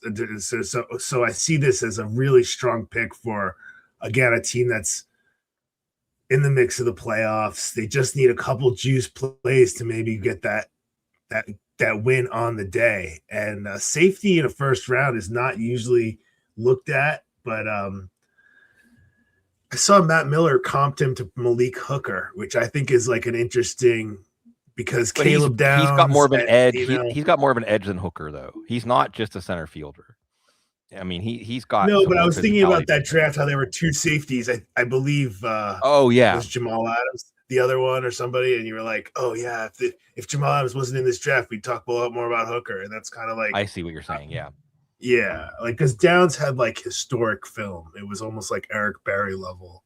Yes. Oh, that's a great name to bring up. Poor Eric Berry. Let's not have that kind of career happen. What a great player. Yeah. Thank you. Wow. Eric Berry. That's the guy. I mean, I kept bringing up Polamalu in terms of just like the instincts, like truly special.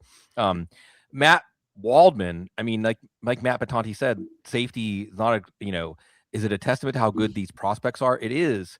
But do you think teams should start valuing safety more than the salary cap has been valuing them?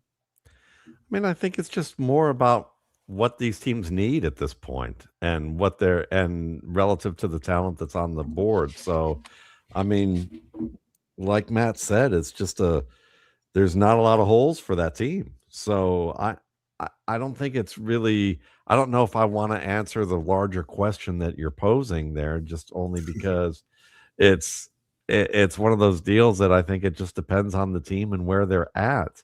And so at this stage, I mean, we're near the end of the first round. So, I mean, the Bears are, a lot of these guys would have fallen to the second round if they're depending on need more than anything, So I just think that it's one of those situations where certainly we know safeties can be difference makers depending on the defense that they're in. But also we're looking at the switch, the switch in terms of offensive philosophy. Are these players that being drafted in the first round, if they're scheme independent, they're scheme versatile, these are guys that are going to command money eventually by their second contract anyway, or they're going to get early extensions when we get back to the pound the ball up the middle type of football that we're going to see a little bit more often. Here's a good pick for you. And a little bit of surprise, Chase Basantis, who might kick it in center, that was not the pick. A lot of people had him as the second guard. Another ass kicker, though. We really are drafting for a street fight tonight. Keylan Rutledge. Oh, yeah. This is kind of, these two guards that have gone in the first round, for you old school smash mouth football heads, these are the guys that you were looking for. And there was some talk. This was the one, I think, when you were making fun of me, Matt Waldman, in base camp, and I was telling, see, we got it. We got Keylan Rutledge because we're getting the late breaking surprise. Not a surprise here, as you can see. Thank you, Jake. Thank you, Dillon. Thank you, Joey, the team, as we've got a card for Keylan Rutledge, because this is a guy, and like you said, Matt, it's like what you need, what your style, and we know the Texans have an old school style team, but as a guard here, you have somebody that just loves to play, I don't know, the bouncer. He's kicking you out of the club. And with the team with David Montgomery now, this I would say, Matt Batanti, I'll just toss it to you like this. Is Rutledge the kind of guy that can step on the field and improve this running game right away? Yes, without a doubt. I mean, again, Chase Basantis is more of a zone player, more of a finesse player in a way. Not that he's not tough, but Texans, D'Amico Ryans, they really are trying to do this power thing on both sides of the ball. They want to dominate and exact their will on the other team, especially late in the game. I like this pick. I'd have to dive into the depth chart to see exactly how it affects. They have Teller. They signed Wyatt Teller. They signed Ingram, but I mean, maybe they're thinking Ingram isn't really a starter. Maybe they're thinking Teller should be on the right side, and I don't really know. It depends on the contracts, but they definitely brought in 3 or 4 vets on this line, and this just continues the rebuild, right? So maybe they don't need him right now. And they've really completely now. I want to say, Nick Caserio, D'Amico Ryans, they did 1 year with Bobby Slowick. I can't remember the name of the offensive line coach. They fired Slowick, who now is offensive coordinator for Miami. They fired the offensive line coach, and they traded Laramie Tunsil. We're not happy with our offensive line. They traded Laramie Tunsil. They now have traded Titus Howard. They actually went out and they traded Kenyon Green. I think didn't they trade him for CD Deuce? But they went out and got Ed Ingram, who was a failed guard for the Vikings, and he was good enough with them. Matt Batanti, I think he signed a 3-year, $36 million, 3-year, $30-something million deal. So what that tells me is were good at identifying somebody who they could get something out of, and they really have seemingly turned, especially when you add Rutledge. I think they've done it, on the fly, turn this offensive line over. And of course, with TJ Stroud getting his 5th-year option picked up, the running game. But I think Matt Waldman, I'm looking at Dave Montgomery now. He's inching closer and closer to the second round of drafts for me. Am I overexcited about Dave Montgomery after what Joe Mixon did there a few years ago? No, I don't think you're overexcited at all. I know that people will talk about Jordan Marks and, what he did down the stretch, but I wasn't all that impressed with Jordan Marks as a number 1 style running back. David Montgomery is going to basically close out games for you. He's going to get the tough yardage for you. And if the offensive line is good enough, he's also going to hit those doubles and triples for you and just wear out an opposing defense. So he the biggest question will be, is he the same player he was in Detroit a couple years ago? And has he lost a little bit of something? And is he at that point where he's going to start getting hurt on a regular basis? That'll be the question about him. But I would say at this stage, I would probably be excited about him. I mean, just a good all around football player who's going to help them take pressure off of CJ Stroud and have an element to the run game that Nick Chubb in his prime would have been able to offer a little bit more of, if he was pre-injury. He's a middle class Nick Chubb in his prime. Yeah, I think fantasy wise, on a winning team, defensive heavy team, that is going to translate. And we see now Miami, they traded down and let Dallas get Caleb Downs from 11 to 12. Now they move up to give up a third round pick 100.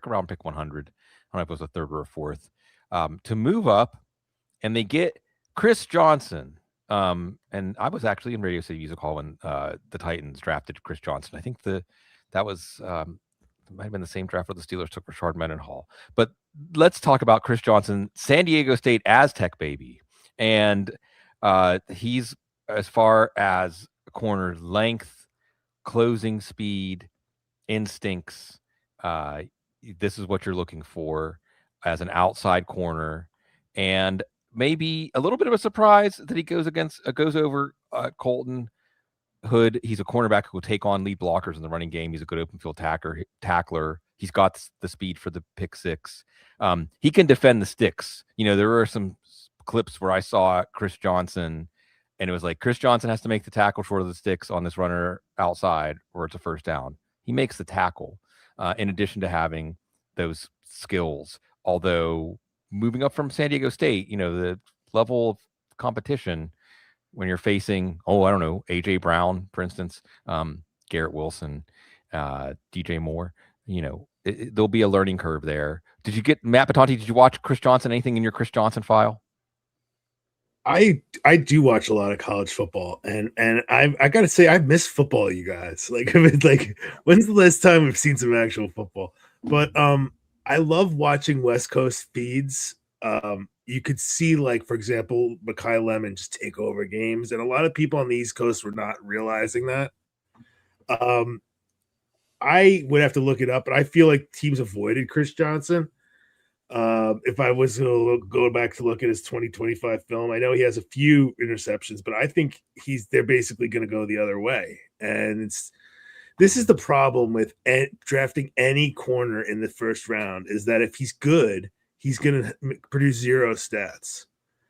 And how do you justify everybody a second contract on a guy that's got zero stats? You know what I mean? And I'd have to look it up, but I know the Jets were projected to take Chris Johnson as high as 16. He's a player that's been rising. And just like O-lineman, you can't find enough of these boundary type corners.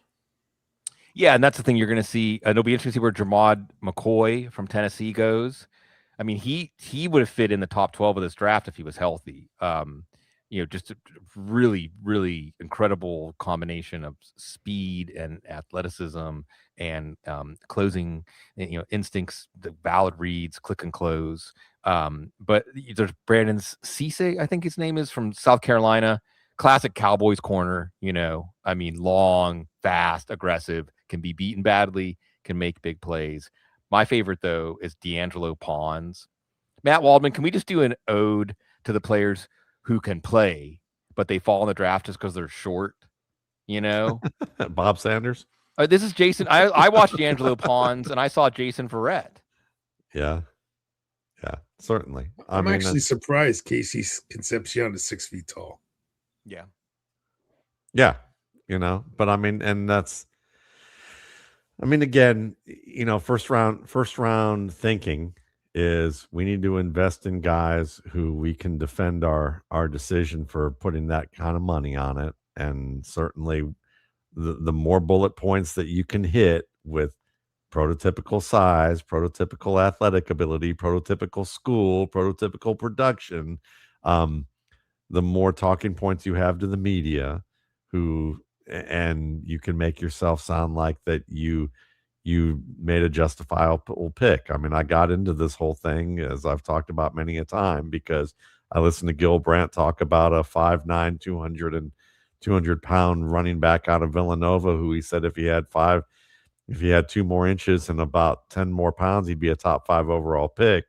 But, Florida State rescinded their scholarship when he tore his ACL, basically falling on black ice, and then playing pickup basketball at Villanova. He tore the other one, and he had 2 ACL tears and played at Villanova. They weren't going to pick Brian Westbrook in the first round, because if they failed, they were going to look like absolute fools and lose their jobs.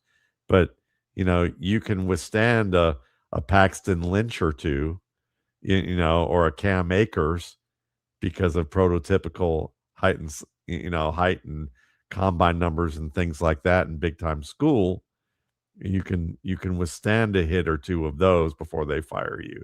So it's I think that's part of the game. And so teams that are either really secure in their process and feel like that they don't have a GM or owner who's working against them or breathing down their neck, probably a little more secure in picking some of these smaller guys.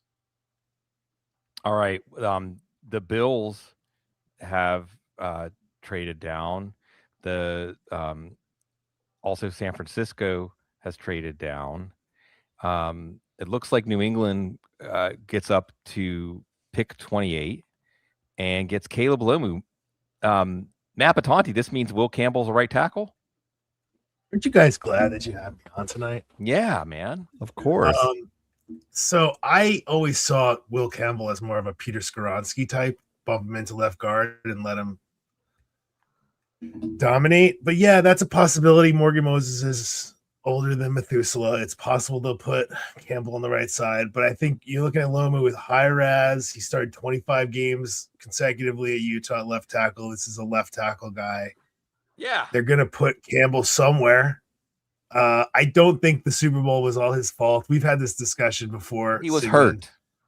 He was hurt. They never chipped. They never sent a tight end to his side. He's just getting killed by that blitzer all day long. And also, some of that is on Drake May, who for whatever reason just wasn't calling hot routes or whatever. He didn't rise to the occasion. But thank you for either here or there. But there is even besides that, and I defended him. He's not really a left tackle. Right. He never really was worthy of that pick. And a lot of times teams make these things happen, and it's like we're gonna force our own narrative, and it's like he is a left tackle, and it's like no. Okay, maybe it's in the way that David Deal's a left tackle for a couple of games, like he's hurt, well, or like an emergency left tackle. I could see that. He's another guy. We didn't get to talk about Blake Miller yet, but thank you for just saying like he's a left tackle. Like unless they're just insane, if they watched Caleb Lomu and moved up a couple of picks to get him, they intend for him to play left tackle. That's what he does. And I think that's the big headline here, the Will Campbell. But also I think the Lomu and Miller, but they were both the guys that I watched. And I'm like, this guy can play as well as, or maybe even better than some of these guys that are going to go ahead of him. Like he knows how to play the position, and he has the feet. He has the athleticism. He has the mean streak. He has the ability to have the base to absorb bull rushes. He maybe he isn't like a true mauler, but he's a left tackle. That's not necessarily what you're looking for in a left tackle. So would you agree with that assessment of Lomu and Miller, where it's like maybe athletically they're not exactly what teams want, like Iheanachor, but as far as how they play the position, they're probably the 2 best in this draft? You're muted. Hold on.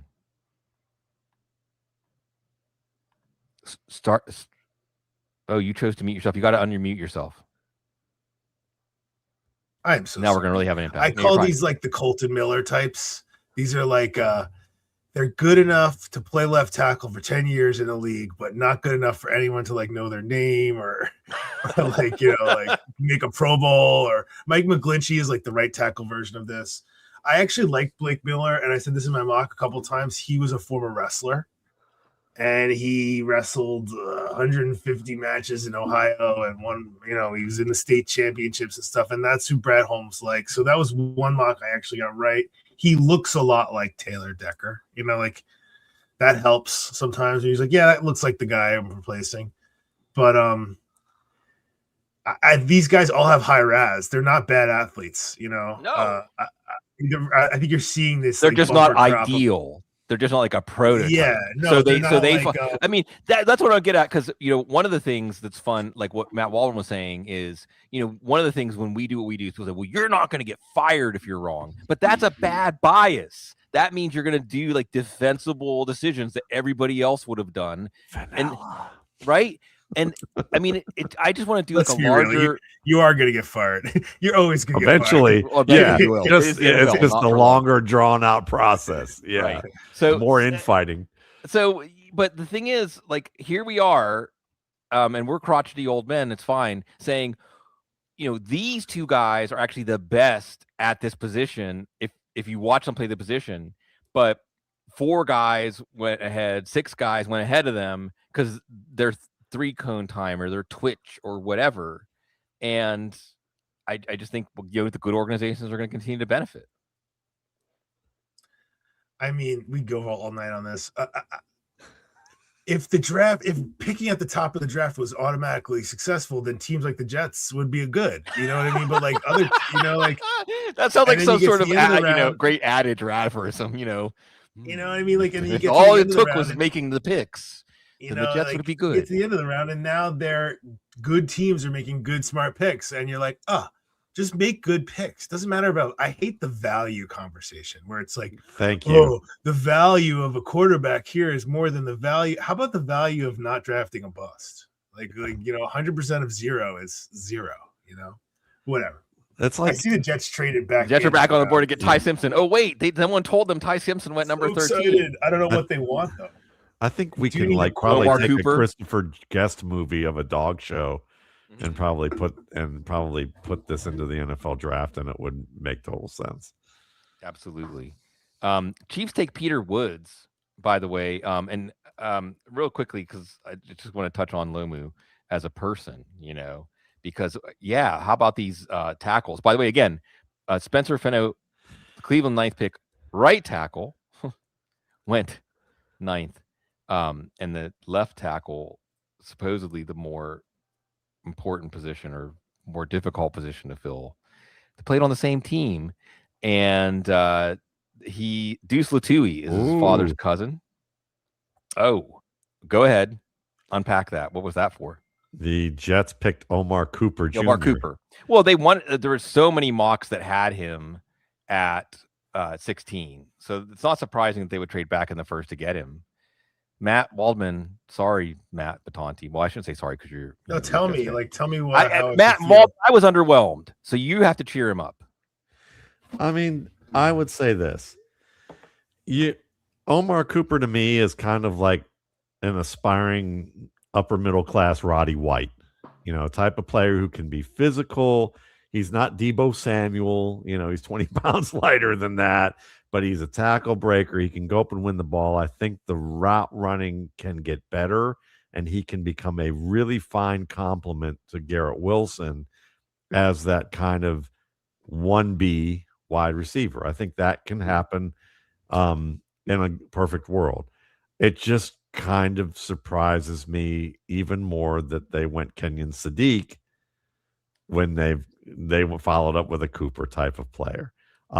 So again, but Cooper is, you know, we know he can block in the run game. We know that he's a physical player. He fits the mindset of where you think the Jets were going before the Sadiq pick. Like, I'm sorry. I'm like kind of completely like spiraling on the Sadiq pick even though I think that he's a capable player and has potential there. It's just that I was such a Mason Taylor fan and thought, oh, they're going physical and they're getting an all-around player. And now they bring Sadiq in, and I go, what about Ruckert? Can I jump in here? Yeah, please. Mason Taylor, nobody catches the ball and falls down better than Mason Taylor. Like, honestly, like, I was like a Colton Loveland, Tyler Warren at any cost type of guy. And then they come home with Mason Taylor, and it was like, we have McDonald's at home kind of thing. And I was like, like, well, let's see what happens with Fields gone. Because I'm just saying, I'm not willing to say Mason Taylor is a reason not to draft Sadiq. Let's just there you go. Okay. Like, I wanted Warren, I wanted Loveland, I wanted somebody that was an impact player. They took the right tackle, whatever. We can go like all the way through time. They could have taken Olu Fashanu. They could have taken Brock Bowers. Like this, whatever. I will say about this Omar Cooper pick, and among a lot of Jets fans, there's been a lot of talk about we need another wide receiver. We need another wide receiver. Okay, you do, but you can't just bring in a guy that you drafted at like 10 or something and be like, here you go, Garrett. This is your new locker room roommate. Like, Garrett Wilson has to be the sponge that absorbs 15 targets a game. And if anyone approaches his ego in any way, he's going to shut down. Like, you can't just bring in another 1A and have him be like co 1As with Garrett. Is this like, is this the Jets or Omar the flavor Cooper of love? Is like if he's like a selfless player, which I think a lot of these Indiana players are, that's like a good thing, because like there's not a world where Garrett Wilson gets along with Carnell Tate. That doesn't happen. Well, this feels like a reality game show more than a football. There's game. only so much pigskins to throw, and there's only, especially in the Jets locker room, there's almost no skin to go around because they're always like the passing game is so dysfunctional. Yeah. 31st pick now, it belongs to the Titans. So the Bills have traded down 3 times. Twice. And the San Francisco 49ers also traded down twice. And they said in this draft that 25 to 50 is going to have a lot of diversity. So teams should feel free to trade down, even if it's just a little pick bump here and there. But Peter Woods goes to Kansas City. There's your Chris Jones, right? Chris Jones, take him on what you like. Watch Peter Woods, huge athlete. Like, as I'm watching Peter Woods, I'm just like, there's a huge athlete. Like, he doesn't really play the position like Michael Brockers. Remember him? Like, just a massive athlete. Let's see what we can make out of him. Planet Theory guy again. There was a couple. I was reading a lot about the defensive tackles, especially regarding to the Texans pick, which I guess they went with in different directions. But it was all about like McDonald or from Ohio State is like your leader and he's your run stopper, and Woods is like your professional. He's just going to show up and he's going to do his job like a professional. And when you look at the draft the Chiefs are having, that's kind of concerning for other people and the other teams in the AFC West, that I think they did a good job, Well, let me tell you, Steve Spagnuolo, like, here's the thing. The Chiefs were winning Super Bowls and going to the Super Bowl when Patrick Mahomes was kind of sputtering. He actually found himself last year. And when you add Woods to play alongside Chris Jones and hopefully just learn from him, and you have Delane, who is, he's a potential shutdown number 1. You like seeing that investment on that side of the ball for them. And because they know, and Patrick Mahomes is going to play week 1, and Patrick Mahomes is still going to be Patrick Mahomes. Then Omar Cooper. Oh man, the Steelers have like the coach that recruited him is Adam Henry. And I was worried the Steelers were going to take him. And I don't want to bust on Cooper, but you watch him, like, he's got good pace on his routes. He understands how to make a cornerback commit. He makes acrobatic catches and adjusts. He blocks. He's got contact balance after the catch. Obviously, he's a very crafty, tough guy after the catch. But when you think of yak gods, they're speedsters. Nope. Elusive. Not really. Tackle breakers. College tackles. But I don't think, like you said, Matt Waldman, he's not Deebo Samuel. And he's going to be a role player. He's going to be a nice, like, second or third receiver for a team that that is a net positive, but he's that kind of player. And for fantasy, that's not exciting. Keldric Faulk goes to is this the 31st pick? Yep, Titans. So hey, I can dig this for Robert Saleh, right? I mean, if Matt Patonti, if you would have said, okay, like who's a coach you would have want a player like Keldric Faulk to fall to, that sounds pretty good to me. So yes, and also they're going to look at this and say, we got a player that was like arguably top 15 or slightly higher value at 31 because we passed up on the edge at 4 for the wide receiver. They were like every draft had them taking, except for the ones having taken Love, but most of them had them taking Bailey or some edge rusher, Bain or something. It's like now you're going to get your edge rusher and you're going to get your wide receiver, and they're going to say, we had our cake and we ate it too, And Keldric Faulk, he's maybe again, in that Michael Brockers vein, or you know what Keldric Faulk looked like to me, guys? The classic 3-4 Steelers end. Like he's a little bit. He comes in the pros at like 275. By the time he's 3 or 4 years, he's like a 290 guy. He's like a 5 tech who lines head up and can 2 gap and can be surprisingly effective as a pass rusher for a 2 gap defensive end. I don't think he's an edge. There is some stuff that's like, well, he only lined up 60% of the time of the edge. Yeah, if Auburn's only lining him up at 60% of the time of the edge, I don't care how gaudy of an athlete, how long and whatever he is, he's not an edge, and that's okay. Matt Waldman, you're nodding along. Add some insight to this. A pick like at this point and to this team, I like. Yeah, absolutely. I think again, you're just looking at this point. I'm more thinking about Faulk as someone who, Auburn's always been known for athletes, maybe not necessarily high-end technicians. That's I joke that in the SEC that Auburn is the one that gets the top athletes, but not the top athletes and technicians. That's where Alabama, Georgia, and LSU kind of trump them. But they're the guys that can develop down the line. Maybe the raw guy that has the high end ability to develop. But looking at this particular situation, the Titans have a lot of holes to fill too. So this is just another opportunity for them to fill that. And Faulk, only 20. Traits. Yeah. He is 6'5", almost 6'6". He's like 275. He's let me look at these. 4'6'7" at 274. 6 on his pro day.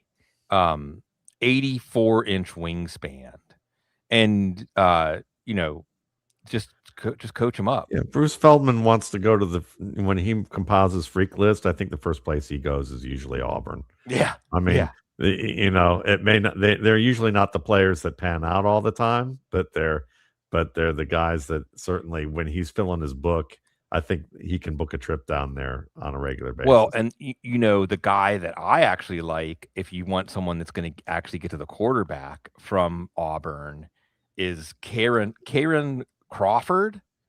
And okay. is Matt Patonti, is that one of the edges you're thinking about, like coming up soon? Because I look at him as I think he has a similar ceiling. I think if you watch Crawford, I see a guy that has a similar ceiling to like Reese, just as an edge rusher, like strictly as an edge rusher.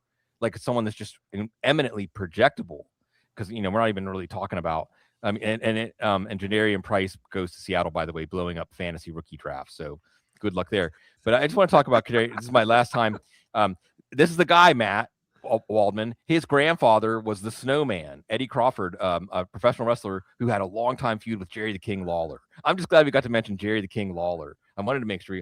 But if you watch it's Crawford, wrestling, Memphis wrestling. You love it. Crawford was another guy that was a basketball guy, and he joined the football team in 2021, and he was working out defensive lineman. They're like, wow, this guy in 2021. And if you watch him, you're like, oh, this guy's got everything. He just needs to be more refined. Okay, well, if you really just started playing football seriously 5 years ago, And he's another one that is like, he's 6'4", 250, but when you watch him move, he doesn't move like a 6'4", 250 guy.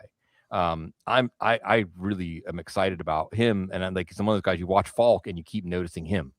One of those. Well, Mason Rudolph better not egg on this edge defender, because his granddaddy might have taught him how to take out an eyeball for an object in the trunks. Just literally pull the eyeball right out of the stem. Matt Waldman, are people going to get too excited about Jadarian Price, or did Seattle like overdraft him, taking him at the end of the first round? This was mocked all over the place, and it came true. They're probably going to be pretty excited about that. I think he's a good running back, and I think he can become a good starting running back in the league. There are some things in terms of processing information and his feet being in the right spot so that he can generate burst at, from laterally from one side to the other where he gets kind of caught up. But I mean, there's nothing really bad about his game. There's nothing I would say is extraordinarily about his game, but with a good supporting cast around him, I mean, I would say the same is true about Zach Charbonnet, so you're going to get quality production out of him, and he's probably going to be a boosted fantasy guy. But Kenneth Walker was the real high-end talent for that team in that running back room. And Matt Waldman, here's a little more mercurial. Here's a couple of names. Here's a couple of names I heard tossed out in comparison to Jadarian Price. Felix Jones. Yeah, I mean, I understand that. Tony Pollard.